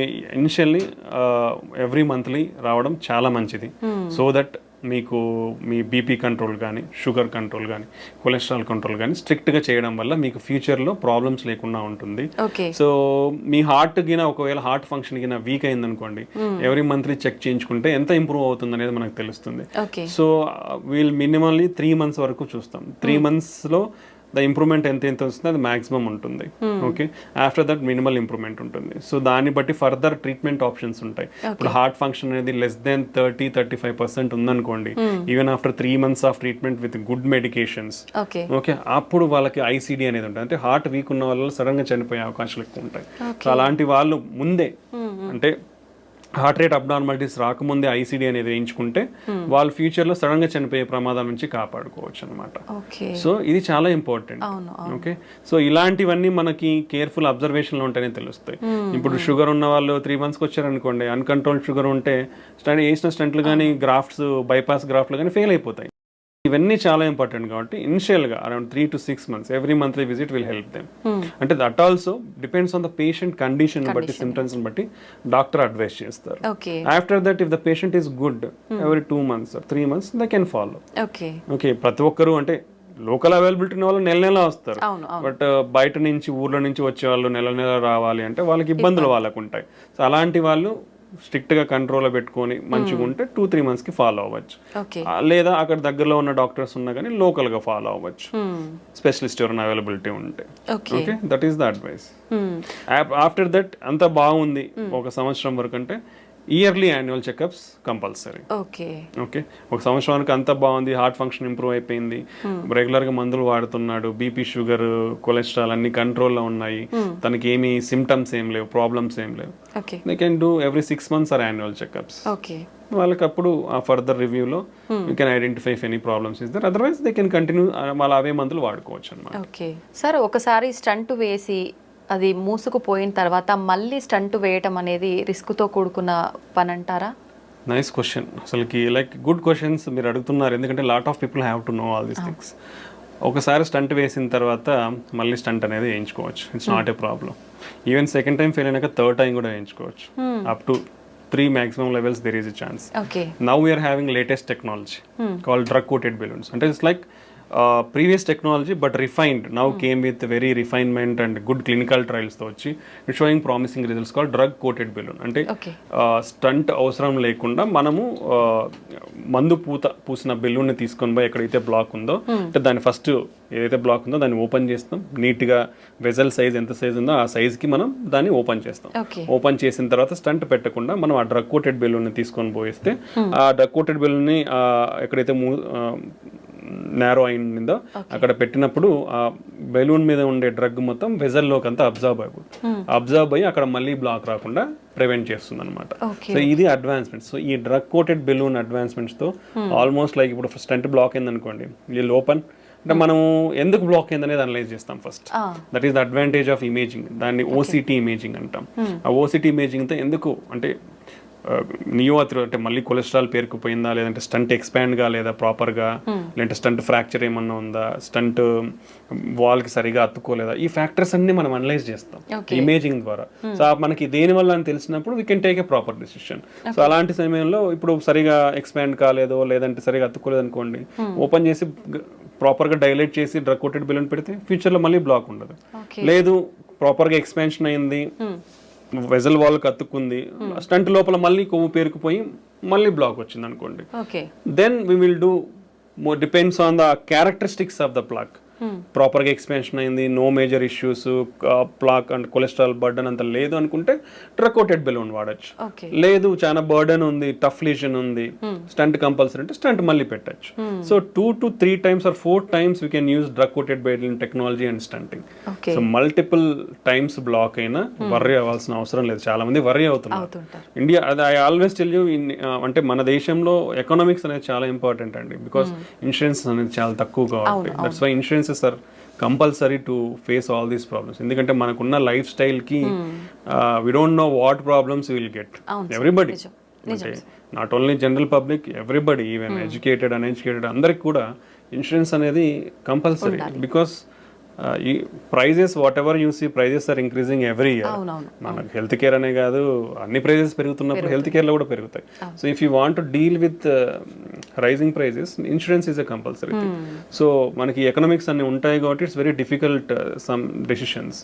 సో బట్ ఒకసారి స్టంట్ బ్లాక్ అయిన తర్వాత డెఫినెట్లీ ఇంకోసారి స్టంట్ వేయించుకోవచ్చు, లేదా డ్రగ్ కోటెడ్ బెలూన్ వాడుకోవచ్చు. స్టంట్ బ్లాక్ అయిన తర్వాత డ్రగ్ కోటెడ్ బెలూన్ వాడిన తర్వాత కూడా మళ్ళీ బ్లాక్ వచ్చిందా, ఫైన్. సెకండ్ అంటే third time, first stent, second drug coated, third time you can go stenting. For suppose అంటే ఎన్నిసార్లు బ్లాక్, అంటే ఇంతకు ముందు కాలంలో ఉన్న టెక్నాలజీ వేరు కాబట్టి పాతకి వేసినట్టు మేబీ బ్లాక్ అయితే ఉండొచ్చు. బట్ ఇప్పుడు ఉన్న ప్రజెంట్ లేటెస్ట్ జనరేషన్ టెక్నాలజీతో బ్లాక్స్ మళ్ళీ అయ్యే ఛాన్సెస్ తక్కువ ఉంటాయి. ఓకే, సో అలా ఒకవేళ అయినా మళ్ళీ ఇంకోసారి డ్రగ్ కోటెడ్ బెలూన్ వాడుకోవచ్చు. So you're having multiple options to open that vessel అనమాట. So these are the advantages whatever we're having nowadays. Okay sir, జనరల్గా మనం ఎలాంటి చిన్న చిన్న ఆపరేషన్స్ చేసినా కూడా కాంప్లికేషన్స్ అయితే కంపల్సరీ. ఇంత పెద్ద సర్జరీ, హార్టే మనకు మెయిన్. ఇలాంటి సర్జరీ చేసినప్పుడు ఖచ్చితంగా కాంప్లికేషన్స్ వస్తాయి. Very good. ఎక్కువ ఎలాంటి కాంప్లికేషన్స్ వస్తాయి? అసలు మీరు అడిగే క్వశ్చన్ ఎక్సలెంట్ చెప్తున్నాను. నిజంగా ఇంతవరకు నేను చాలా ఇంటర్వ్యూస్ ఇచ్చాను, nobody has thought about it. ఎందుకంటే lot of practical scenarios if you see, మీరు అనేది అందరూ అలా ఆలోచిస్తే చాలా మంచిది. Because the doctor always try to give the best result. Our first goal is to make the patient live long.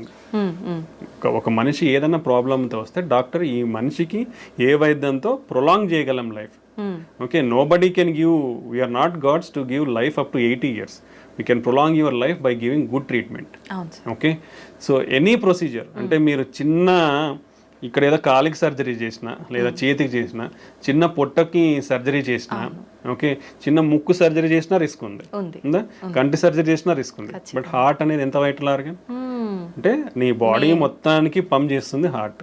So నువ్వు ఆ హార్ట్ తో డీల్ చేసినప్పుడు lot of complications will happen.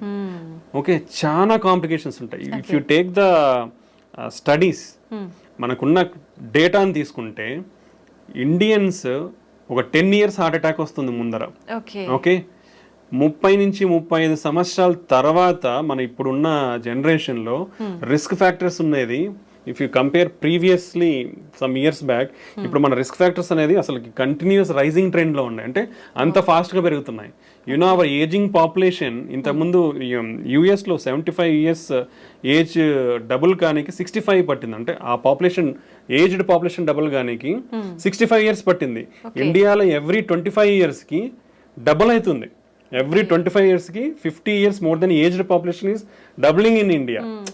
Lot of, and ఎవరైతే heart attack తో present అవుతున్నారో compare to western countries or European countries, ఇక్కడ double complications ఉంటున్నాయి. అంటే మన జెనెటిక్ ప్రొఫైల్, మన రిస్క్ ప్రొఫైల్ అనేది చాలా ఎక్కువ ఉంది ఇక్కడ. సో కాంప్లికేషన్స్ అనే రేట్స్ కూడా ఎక్కువ ఉన్నాయి. So compared to others, we are having higher complication rates. These are because of our lifestyle and our genetic factors and demographic factors. So heart is a very vital organ. So endukante everything will happen in seconds andi ikkada. So we take that much precaution to do any procedure, either in stunting kani ante lot of procedures. If we count, I will take some 30 40 50 procedures and I will name it. అంటే not only stunting ఒకటే కాదు, కార్డియాలజీలో ఉండేది heart holes ఉంటాయి. Heart holes ని close చేస్తాం, దాంట్లో different రకాల heart holes ఉంటాయి. లేదా ఈ వాల్స్ అనేది నేరో అయిపోతాయి, నేరో అయినప్పుడు బెలూన్ తీసుకుని పోయి ఓపెన్ చేస్తాం. ఓకే, ఇవి ఉంటాయి. పేస్ మేకర్స్ ఉంటాయి, ఐసిడిస్ ఉంటాయి. ఓకే, ఇలాంటి చాలా ప్రొసీజర్స్ ఉన్నాయి కార్డియాలజీలో. So without the need of open heart surgery we're doing all these things. So ఇలాంటి అయ్యే టైంలో రిస్క్ అనేది డెఫినెట్లీ ఉంటుందండి. బట్ లాట్ ఆఫ్ ప్రికాషన్స్ తీసుకుని, అంటే ఇప్పుడు బీపీ పడిపోతుంది అంటే బీపీ కోసం ఒక బెలూన్, ఐఏబీపీ బెలూన్ అనేది ఇండియాలో రీజనబుల్ కాస్ట్ దొరుకుతుంది. ఇంపెల్లా అని ఉంటుంది కానీ it's very costly. It's like lot of people it is unreachable నౌడేస్ till now, even ఇప్పుడు కూడా. సో ఐఏబీపీ బెలూన్స్ రెడీగా పెట్టుకుంటాం. హార్ట్ రేట్ పడిపోయే ఛాన్స్ ఉండొచ్చు. హార్ట్ రేట్ పడిపోనికి పేస్ మేకర్ అనేది రెడీగా ఉంటుంది. ఒకవేళ డెఫినెట్లీ అవుతుందని తెలిసినప్పుడు ముందే పేస్ మేకర్ పెడతాం. లేదా బీపీ పడిపోతుందంటే ముందే బీపీ బెలూన్ సపోర్ట్ కోసం పెట్టుకుంటాం. బీపీ కోసం ఇంజెక్షన్స్ రెడీగా పెట్టేసుకుంటాం. Okay, kidney failure, kidney creatinine levels అబ్నార్మల్గా ఉన్నాయంటే దానికి స్పెసిఫిక్ కాంట్రాస్ట్ ఉంటాయి, విజీ ప్యాక్ అంటాం. సో అవి స్పెసిఫిక్ అంటే కిడ్నీ డ్యామేజ్ కాకుండా ప్రికాషనరీ మెజర్స్ తీసుకొని స్టార్ట్ చేస్తాము. ఓకే, దెన్ హార్ట్ రేట్ సడన్గా పెరిగే ఛాన్స్ ఉండొచ్చు. సడన్గా పెరిగే ఛాన్స్ ఉంటే సడన్గా అది షాక్ ఇస్తే కంట్రోల్ చేయడానికి డిఫిబ్రిలేటర్ రెడీ ఉంటుంది. ఓకే, దెన్ పేషెంట్కి సడన్గా ఆయాసం రావచ్చు. ఆయాసం వస్తే ట్యూబ్ వేసుకొని వెంటిలేటర్, మిషన్, అనస్థీషియా రెడీ ఉంటారు. ఓకే, దెన్ బీపీ సడన్గా పెరిగే ఛాన్స్ ఉంటుంది. బీపీ తగ్గించడానికి సడన్గా మెడికేషన్స్ రెడీగా ఉంటాయి. How many precautions we are taking. మా క్యాత్ ల్యాబ్స్ అంటే ఈ ప్రొసీజర్స్ చేసేటప్పుడు we are having minimum of 7 to 8 persons there. For doing a procedure, we are a team of 7 to 8 members. Not a single person we are doing. Because to bring the patient back to normal, we keep all efforts whatever it is there. So ఇట్లాంటి risks అనేది ఉంటాయండి. ఈ risks అన్ని కూడా less than 1%, 2% లో చేస్తున్నాం మేము. Okay, hardly less than 1%. Okay, so 100లో ఒకరికి. It's very rare. అంత మినిమైజింగ్ కాంప్లికేషన్స్తో we're doing with good success rates. So ఇవన్నీ ఉంటాయండి, అందరూ తెలుసుకోవాలి ఇది. ఎందుకంటే హార్ట్ అనేది చాలా వైటల్ ఆర్గన్. ఎందుకంటే ఇప్పుడు కొట్టుకుంటుందండి, సడన్ గా అయిపోతే అయిపోయినట్టు. Okay, it can happen any time. Surgery అప్పుడే కాదు, ఇంట్లో ఉన్నప్పుడే. ఇప్పుడు హార్ట్ అటాక్స్ లో 50% హాస్పిటల్ రాకముందు చనిపోతున్నారు. ఆల్రెడీ నీ హార్ట్ డ్యామేజ్ అయిపోయి మనం లేట్గా ప్రజెంట్ అయిపోయి హాస్పిటల్కి ఇలా ప్రజెంట్ అయినప్పుడు రిస్క్ ఎక్కువ ఉంటుంది. If it's see the data, మనం మళ్ళీ if you come to the whatever data is available till now, heart అటాక్లో బీపీ పడిపోయింది అనుకోండి, high risk of death. 40 to 50% of the cases will go to die. ఎక్కువ ఛాన్సెస్ ఉంటాయి. 40 to 50% recover అవుతారు with simple medications or just going stenting. But rest of the 40-50% in heart attack with cardiogenic shock అంటాం, అంటే BP పడిపోయినప్పుడు. In rest of the 40 to 50%, around 75 to 80% are going to die whatever the treatment you give. That is the risk profile in heart attack. So ఎప్పుడైనా heart ఇంటర్వెన్షన్స్ని ఆ విధంగా చూడండి, అన్నీ తెలుసుకోండి. అంటే always we explain the patient before taking any surgery. I think this is a platform I am getting. I just want to tell the people, అంటే అందరికి అర్థం అవ్వాలి అంటే ఎంత రిస్క్ ఉంటుంది హార్ట్ సర్జరీలలో కానీ హార్ట్ స్టంటింగ్లలో కానీ. స్టంటింగ్ అనేది రియర్లీ అంటే వెరీ లెస్ కాంప్లికేటెడ్ ప్రొసీజర్స్ లాగానే we are doing very good results, we are giving good results. But still some risk will be there. మనము చిన్న కాలో ఏలో ఏ చిన్న ముక్కు సర్జరీ చేయించుకున్నా రిస్క్ చెప్తా ఉన్నారు.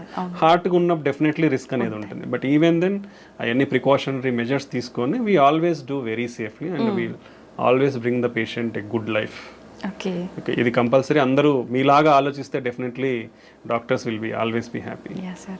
సార్ 7 to 8% ఖచ్చితంగా అక్కడ ఉండి పేషెంట్ని క్యూర్ చేయడానికే వాళ్ళ ప్రయత్నం అంతా చేస్తుంటారు. అసలు నార్మల్గా హార్ట్ సర్జరీ చేసేటప్పుడు, స్టంట్స్ ఇలాంటి హార్ట్కి సంబంధించినవి ఏదైనా చేసేటప్పుడు జనరల్గా ఎంత సమయం పడుతుంది సార్? అంటే డిపెండ్స్ ఆన్ ద లిజన్ అండి. నేను ఆల్రెడీ మీకు ఇప్పుడు చెప్పాను. So lesions are different.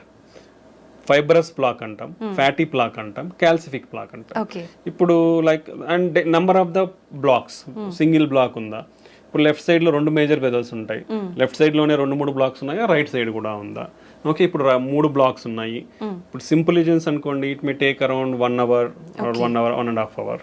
If like calcium lesions, we need to use additional treatments like the calcium కి we will call as rotational atherectomy అంటాం. డ్రిల్ చేసుకుంటూ పోతుంది. ఇంకోటి ఆర్బిటాల్ atherectomy, అది కూడా ఇంకో మెకానిజం తో డ్రిల్ చేస్తుంది. ఇంకోటి ఇంట్రావాస్కులర్ లిథోట్రిప్సీ అంటాం, అంటే ఒక అల్ట్రాసోనిక్ వేవ్స్ తో ఒక బెలూన్ ని తీసుకొని పోయి దాన్ని కాల్షియం ఏదైతే స్ట్రాంగ్ సిమెంట్ లాగా ఉంటుందో దాన్ని బ్రేక్ చేస్తాం అన్నమాట. అదొక మెథడాలజీ ఉంది. సో ఇలాంటి అడిషనల్ టెక్నిక్స్ లేదా ఇమేజ్ గైడింగ్ అనేది వాడినప్పుడు కానీ, సో ఇలాంటి టైంలలో it may take longer time, some times 3 to 4 hours. Like if you see like bifurcation, ఇప్పుడు ఒక వెజల్ ఇట్లా వస్తుంది, ఇక్కడ నుంచి ఇంకో బ్రాంచ్ ఇట్లా వస్తుంది. సో ఇక్కడ బ్లాక్ ఉంది, ఇక్కడ బ్లాక్ ఉంది.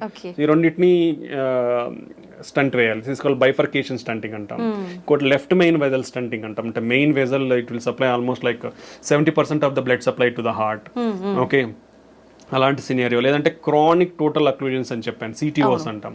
అంటే అది మూసుకుపోయి more than 3 months to 1 year or sometimes 7 years or 10 years కూడా అయి ఉండొచ్చు. బట్ పేషెంట్కి తెలియదు ఒక్కొక్కసారి because of probably some protective phenomenon will be there. Definitely there are some protective phenomena in our heart. అంటే ఇప్పుడు రైట్ సైడ్ ప్రాబ్లీ మూసుకుపోయింది అనుకోండి, ఇప్పుడు ఇదంతా వెజల్, ఇక్కడ నుంచి బ్లడ్ వెజల్ ఉంది, ఇక్కడ మూసుకుపోయింది, ఇక్కడ నుంచి బ్లడ్ సప్లై రాదు. సో లెఫ్ట్ సిస్టమ్ నుంచి వస్తుంది మనకి. సో లెఫ్ట్ సిస్టమ్ నుంచి ఇక్కడ వరకు వస్తుంది. So that is a protective mechanism. So initial stages లో మూసుకుపోయిన ప్రొటెక్టివ్ మెకానిజం ఉండడం వల్ల దానికి పెద్ద సిమ్టమ్స్ తెలియవు. బట్ అనే లాంగ్ టర్మ్ ఇటుపక్క కూడా బ్లాక్ ఏర్పడింది, అప్పుడు తనకి బ్లడ్ సప్లై అనేది తగ్గుతుంది కాబట్టి సిమ్టమ్స్ అనేది మేనిఫెస్ట్ అవుతాయి. సో ఇలాంటి లీజన్స్ ట్రీట్ చేసినప్పుడు 3 to 4 hours అనేది పడుతుంది. ఓకే సార్, చాలా మందిలో ఎక్కువగా వింటుంటాం ఎర్లీ మార్నింగ్స్ టైంలో నిద్రలో ఉన్నప్పుడు మాత్రమే హార్ట్ అటాక్స్ వస్తుంటాయి అని చెప్పి. ఎందుకని ఆ టైంలోనే ఎక్కువగా జరుగుతూ ఉంటుంది సార్? ఆ టైంలోనే వస్తాయి అనేది ఏం లేదు, any time can come, depends on our lot of hormonal influences and physical and environmental factors. But mostly morning there are some hormonal changes will be there that will contribute to heart attacks in the morning times లో కొంచెం ఎక్కువ ఉండే అవకాశం. Some times winter seasons లో it will cause వ్యాసస్. ఇప్పుడు చలిగా ఉందనుకోండి, vessels cause వ్యాసోస్పాజం. So అలాంటప్పుడు కొంచెం ఎక్కువ వచ్చే అవకాశం ఉంటుంది. ఫుడ్ తిన్న తర్వాత మనం ఎక్కువ వాక్ చేసిన అలాంటి టైంలో ఎగ్జర్షన్ ఉంటుంది కాబట్టి, అంటే our blood supply will be there mostly to the gut to observe the nutrients. అలాంటి టైంలో ఫుడ్ తిన్న తర్వాత వాకింగ్ చేసి ఎక్సర్సైజ్ లాగా చేసినప్పుడు చేస్తే వచ్చే అవకాశం, అంటే ఆల్రెడీ ఉన్న వాళ్ళలో బ్లాక్స్ ఉన్న వాళ్ళలో వచ్చే అవకాశం ఉంటుంది అనమాట. ఓకే సార్, ఈ మధ్య కాలంలో వింటున్నాం, చాలా మంది చూస్తున్నాం కూడా సోషల్ మీడియాలో, మనం జిమ్ చేసే వాళ్ళు ఎక్కువగా సడన్ గా పడిపోవడము, అక్కడే స్పాట్ లో డెత్ అవ్వడము, ఇలాంటి సంఘటనలు చాలా వింటున్నాం. ఇది హార్ట్ అటాక్ అంటారా సార్? అసలు ఎందుకు జరుగుతుంది? డిఫరెంట్ సినారియోస్ ఉంటాయండి దీంట్లో కూడా. Like if you speak like athletes, sudden death in athletes అనే ఒక టాపిక్ ఉంటుంది. సో ఏంటంటే వాళ్ళలో కొన్ని underline structural abnormalities of the heart ఉండొచ్చు, బికాస్ ఆఫ్ వాళ్ళు చెక్ చేయించుకొని ఉండొచ్చు. కొందరిలో జెనెటిక్ ఛానలోపతిస్ అంటే అరిథమిక్ హార్ట్ రేట్ అబ్నార్మాలిటీస్ ఉండే ఛాన్స్ ఉండొచ్చు. సో ఇలాంటి కారణాలు కూడా జరుగుతాయి. But work heavy intense exercise చేసినప్పుడు ఏమవుతుందంటే మన హార్ట్ అనేది చాలా అగ్రెసివ్గా వర్క్ చేయాల్సి ఉంటుంది బికాస్ ఆఫ్ రిక్వైర్మెంట్. బాడీకి బ్లడ్ అందాలి కాబట్టి. సో అప్పుడు ఏమవుతుంది, సప్లై డిమాండ్ మిస్ మ్యాచ్ అవుతుంది. Okay, supply demand miss. ఇప్పుడు చిన్న ప్రాబబ్లీ వాళ్ళకి ఆల్రెడీ అన్డిటెక్టెడ్, ఇప్పుడు అండర్ డయాగ్నోస్ బ్లాక్స్ ఉన్నాయి అనుకోండి, అప్పుడు ఏమవుతుంది, సప్లై డిమాండ్ మిస్ మ్యాచ్ అయ్యి హార్ట్ ఫంక్షన్ అనేది తగ్గే ఛాన్స్ ఉంటుంది బ్లడ్ సప్లై తగ్గడం వల్ల. అది ఒక మెకానిజం. సో క్రానిక్ గా ఎక్సర్సైజ్ చేసే వాళ్ళకి ఏంటంటే మజిల్ థిక్నెస్ అనేది కొంచెం ఎక్కువ ఉంటుంది అనమాట, హైపర్ట్రోఫీ ఉంటుంది. అలాంటప్పుడు ఏంటి, ఆ థిక్ అండ్ మజిల్ కంప్రెషన్ ఎక్కువ ఉండి వ్యాసోస్పాజం అంటే బ్లడ్ వెజల్స్ కూడా కంప్రెస్ అయ్యే ఛాన్స్ ఉండొచ్చు. అండ్ వర్క్ లోడ్ ఎక్కువ ఉంటుంది కాబట్టి అక్కడ కూడా సప్లై డిమాండ్ మిస్ మ్యాచ్ ఉంటుంది. ఒకసారి ఎక్సర్సైజ్ చేసినప్పుడు ఏమవుతుందంటే స్పాంటేనియస్ కొరనరీ డిసెక్షన్స్ ఉంటాం. అలా అంటే కోతలు కోసుకుపోయే అవకాశం ఉంటుంది. బీపీ హార్ట్ రేట్ అన్ని ఎక్కువ అయిపోతాయి కదా. సో ఆ బీపీ హార్ట్ రేట్ ఎక్కువైనప్పుడు అలా జరిగే అవకాశం ఉండొచ్చు. Sometimes arrhythmic syndromes already ఇప్పుడు మనం ఎక్సర్సైజ్ చేసినప్పుడు హార్ట్ రేట్ పెరిగిపోతుంది. సమ్ టైమ్స్ అది ఇంకా ఎక్కువ పెరిగిపోవడం వల్ల సడన్ డెత్లు అయ్యే ఛాన్స్ ఉండొచ్చు. డిహైడ్రేషన్ ఉంటుంది. డిహైడ్రేషన్ ఎలక్ట్రోలైట్ అబ్నార్మాలిటీస్ వల్ల జరిగే అవకాశం ఉండొచ్చు. సో వీళ్ళలో అన్డిటెక్టెడ్ ఏమన్నా కొరనరీ అనామలీస్ కానీ ఇట్లా ఏదన్నా ఉంటే అది కంప్రెషన్ అవ్వడం వలన ఈ విధంగా కూడా బ్లడ్ సప్లై తగ్గడం వల్ల సడన్ గా చనిపోయే అవకాశం ఉండొచ్చు అనమాట. So better evaluate yourself before doing intense workouts. మనం already we discussed heavy intense workouts are not much required. Minimum of 150 minutes per week, 75 minutes of high intense workouts per week is enough. So you can take gaps between doing intense workouts. You can limit yourself up to what level you can do. So ఆ precautionary అన్ని తీసుకొని then under strict guidance there should be some person, మీరు ఇలా చేసేటప్పుడు ఒక strict person who knows how to మనం resuscitation అంటాం.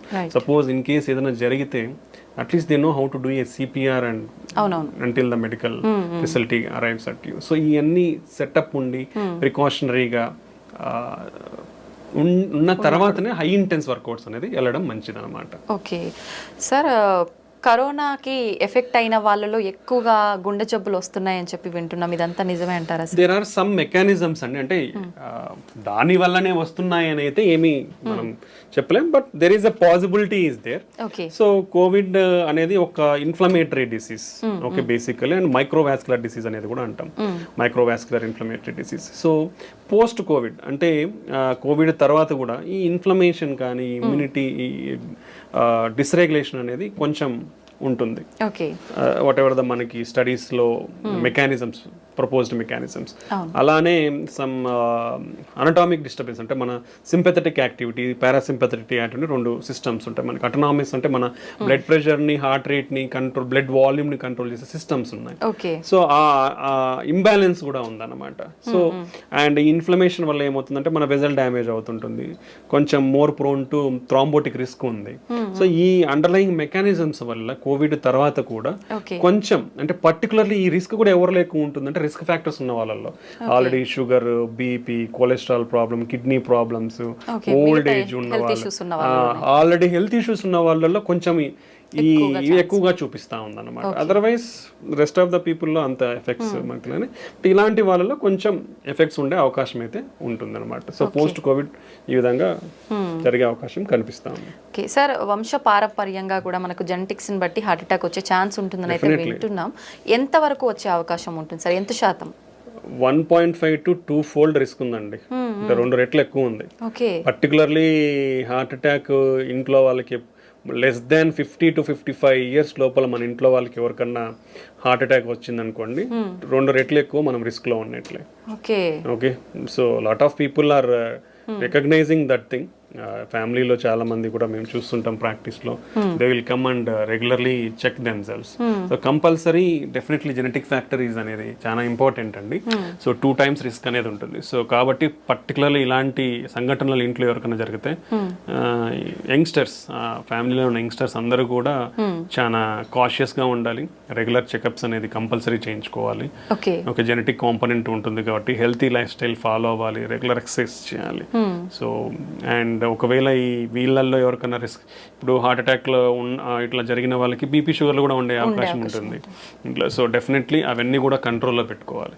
ఈ జాగ్రత్తలు తీసుకుంటే మనం కొంచెం రిస్క్ను తగ్గించుకునే వాళ్ళం అవుతాం. ఓకే సార్, చాలా మంది పిల్లలు బై బర్తే హార్ట్లో హోల్ ఉందని చెప్పి రకరకాల హార్ట్ ప్రాబ్లమ్స్ గురించి వింటుంటాం. ఇవన్నీ జెనెటిక్సే అంటారా, వేరే ఇంకేదైనా రీజన్స్ ఉంటాయంటారా? మెయిన్ థింగ్ ఈజ్ జెనెటిక్స్ అండి. హార్ట్ హోల్స్ అనేది నిజంగా చెప్పాలంటే it's a good treatable disease. అది ఉంటే lot of the kids will get definitely good treatment. But అది కాకుండా కాంప్లెక్స్ కంజెనిటల్ హార్ట్ డిసీజెస్ అంటాం. These are very difficult to treat. అంటే surgeries available, but they have to be long-term problems will be there in those type of complex congenital heart defects లో. Okay, primary thing genetics కాకుండా second thing మనం చూస్తే maternal health is important. That is the most one of the most reason to consider. అందుకే lot of governments had concentrated on maternal health also. So వాళ్ళకి good nutrition is important. And మనం already discuss చేసుకున్నాం, వీళ్ళకి BP, sugar ఇవన్నీ కూడా develop కాకుండా ఉంటే they will give healthy, particularly infections, maternal infections కానీ, maternal drug abuse, maternal smoking, alcohol, drugs కానీ ఇవన్నీ ఉండకూడదు యూజువల్గా. ఓల్డ్ జనరేషన్లో అయితే లేవు, న్యూ జనరేషన్ మనకు తెలియదు ఎంత. సో ఇవన్నీ డ్రగ్స్ ఎఫెక్ట్స్ కానీ, దెన్ ఈవెన్ సమ్ మెడికేషన్స్లో కూడా pregnancy ante there are lot of limitations to give some medications. So we will avoid completely some medications in pregnancy.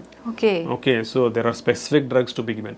Avanni monitor cheskoni istam anamata, that every physician or doctors will follow all those things to avoid these complications. And infections raakunda they have to maintain their health well, and their nutrition is most important. And baby birth kuda first 1000 days of baby birth is most important. So they should compulsorily get the breastfeed always. That is the most healthy diet for the newborn babies. So compulsory every woman should take initiative in breastfeed their babies. And nutrition, after that nutrition of the kids is most important. Okay, so healthy nutrition undali vallaki. Then they should be also taken care from infections, because previously and even now still we are seeing rheumatic heart disease, infection related heart valve problems, acute rheumatic fever and rheumatic heart in children. And then even that infections will cause heart pump failure also, we'll call as myocarditis. So there are a lot of problems is there in children. So both maternal health and infant infant health is most important. ఈ జాగ్రత్తలు తీసుకుంటే కొంచెం genetic factors anyway మనం avoid చేయలేము కాబట్టి దీనివల్ల కొంచెం risk తగ్గించుకునే అవకాశం ఉండొచ్చు. ఓకే, మీరు ఇందాక కూడా చెప్పారు ఖచ్చితంగా మనము డైట్ ఎక్సర్సైజ్ అనేది ఇంపార్టెంట్. డైలీ రొటీన్ ఏ విధంగా ఉంటే ఇలాంటి ఇష్యూస్ రాకుండా కొంతవరకు కాపాడుకోవచ్చు అంటారు సార్? అంటే there is no specific thing for us. See ఒక్కొక్కరి dietary pattern if even okay different states ఒక స్టేట్లో తీసుకుంటే district dietary pattern is completely different ఉంటుంది. So based on your local diet, lot of people our staple diet is rice. In rice itself you can go better for unpolished rice. Okay, and quantity, how much of quantity you are taking. మనము we are usually 3 meals అందరికి ఇది standard మనకి ఇక్కడ. ఆ 3 mealsని ఎలా తీసుకుంటామంటే మనం overload. అంతే. So that's not good. So every 3 meals మధ్యలో keep 1 snack meal. Okay, small snack meal, so that you can reduce the amount here. So ఒకేసారి ఎక్కువ తీసుకునేది అనేది తగ్గుతుంది. So take limited food multiple times rather than taking heavy food at only 3 times. That is one of the important thing where we can concentrate and change our lifestyle. That will reduce. And our snacks kuda you can take raw vegetables or only fruits, or you can take nuts. So these healthy nuts. Don't go for processed foods. Don't go for like ready to eat, ready to made foods. Those are all unhealthy, and it's only for చెప్పాను కదా, easy availability is causing lot of problems. అంతే sir. Okay, so దీన్ని prevent చేసుకోవాలంటే ఈ measures తీసుకుంటే ఫుడ్లో మనం. And now previous కాలంలో మనం చాలా మంది చెప్పేది వింటాం, మిల్లెట్స్ ఎక్కువ తినేవాళ్ళు మన గ్రాండ్ పేరెంట్స్ కూడా. ఆఫ్టర్ దట్ రైస్ అనేది వచ్చింది. So better you can take parts of the millets and cereals and pulses in to our food. చాలా తక్కువ తీసుకుంటాం అందరం. You should increase all these things. Beans కానీ kidney beans or lot of different types of beans is there, so we can increase all those diet in our food. So ala cheyadam valla we can take a more healthy food and restrict your non vegetarian. ఇప్పుడు రోజు బిర్యానీలు తినే వాళ్ళు ఎంతమంది ఉన్నారు, వేలల్లో ఉంటారు. So that's not healthy. Okay, so you can reduce your non vegetarian. Previously only weekly once తినేవాళ్ళు. That's good really. Nowadays daily non veg లేనిదే ముద్ద కూడా దిగని వాళ్ళు చాలా మంది ఉంటారు. So that's not a good habit. we already discussed చేప అంటే ఫిష్ కానీ పౌల్ట్రీ కానీ 2 to 3 times. అంటే 2 to 3 times అంటే 3 days కాదండి, 2 to 3 servings. It is called 2 to 3 servings per week. Okay, అది important. That is important, not days. 2 to 3 servings per week is okay. Okay, ఈ changes in the diet తీసుకుంటే we'll stay healthy. And exercise definitely at least spare 30 minutes. You do simple walk or brisk walk, or spare 30 minutes for your health per day. Okay. At least 6 days a week. Sunday you can enjoy wherever. At least 6 days a week, spare 30 minutes a day. Just if you are not having any equipment or nothing, do normal walk or do small brisk walk. That will maintain you healthy. And if anybody is really interested, average people life style ప్రకారం, ఇప్పుడు అందరున్న life style ప్రకారం ఎన్ని steps నడుస్తున్నారు చెప్పదా? 2000 to 3000 steps కంటే నడవట్లేదండి, ఇంకా తక్కువ నడుస్తున్నారు. That is unhealthy. minimum to minimum maintain around 5,000 to 6,000 steps per day. If you are really have time, go for at least 10,000 steps per day. That will still have some more benefits. So ivanni kuda important. Exercise is definitely a part and parcel of our this thing. Along with that, you can practice meditation or yoga. Yoga is having a lot of good beneficial effects on the health and mind. So you can do yoga and meditation. So at least ante oka 1 hour, like 30 minutes some exercise, 15 minutes some yoga, 15 minutes some meditation. You'll get that peace of mind and you can reduce your stress levels. You can control అంటే మన risk factors ని control చేసుకోవచ్చు. ఇలా చాలా వాటికి ఉపయోగపడుతుంది అన్నమాట. Okay, నిజంగా చాలా మంచి వాల్యుబుల్ ఇన్ఫర్మేషన్ అయితే మా ప్రేక్షకుల కోసం ఇచ్చారు sir. Thank you very much. Thank you అండి, thank you very much. And for more videos, please subscribe to iDream. Please subscribe to iDream. Please subscribe iDream. And please subscribe to iDream. For more videos, subscribe to iDream. please like, share and subscribe to the channel. Congratulations, iDream. Subscribe to iDream. Subscribe to iDream. So subscribe to iDream Media. iDream ki iDream team andarki huge congratulations. Please subscribe iDream Media. Please subscribe to iDream. Subscribe iDream. Please subscribe to iDream. iDream అంటే నా కళల channel subscribe చేసుకున్న నోరు తిరుగుతలేదు, మీరైతే గంట గుర్తు కొట్టండి. For more such videos, please subscribe to iDream. Subscribe to iDream. Please subscribe to iDream. Please subscribe iDream Media. Please do subscribe to iDream. Please subscribe to iDream Media. For best entertainment and information, please subscribe iDream. And don't forget to subscribe to iDream.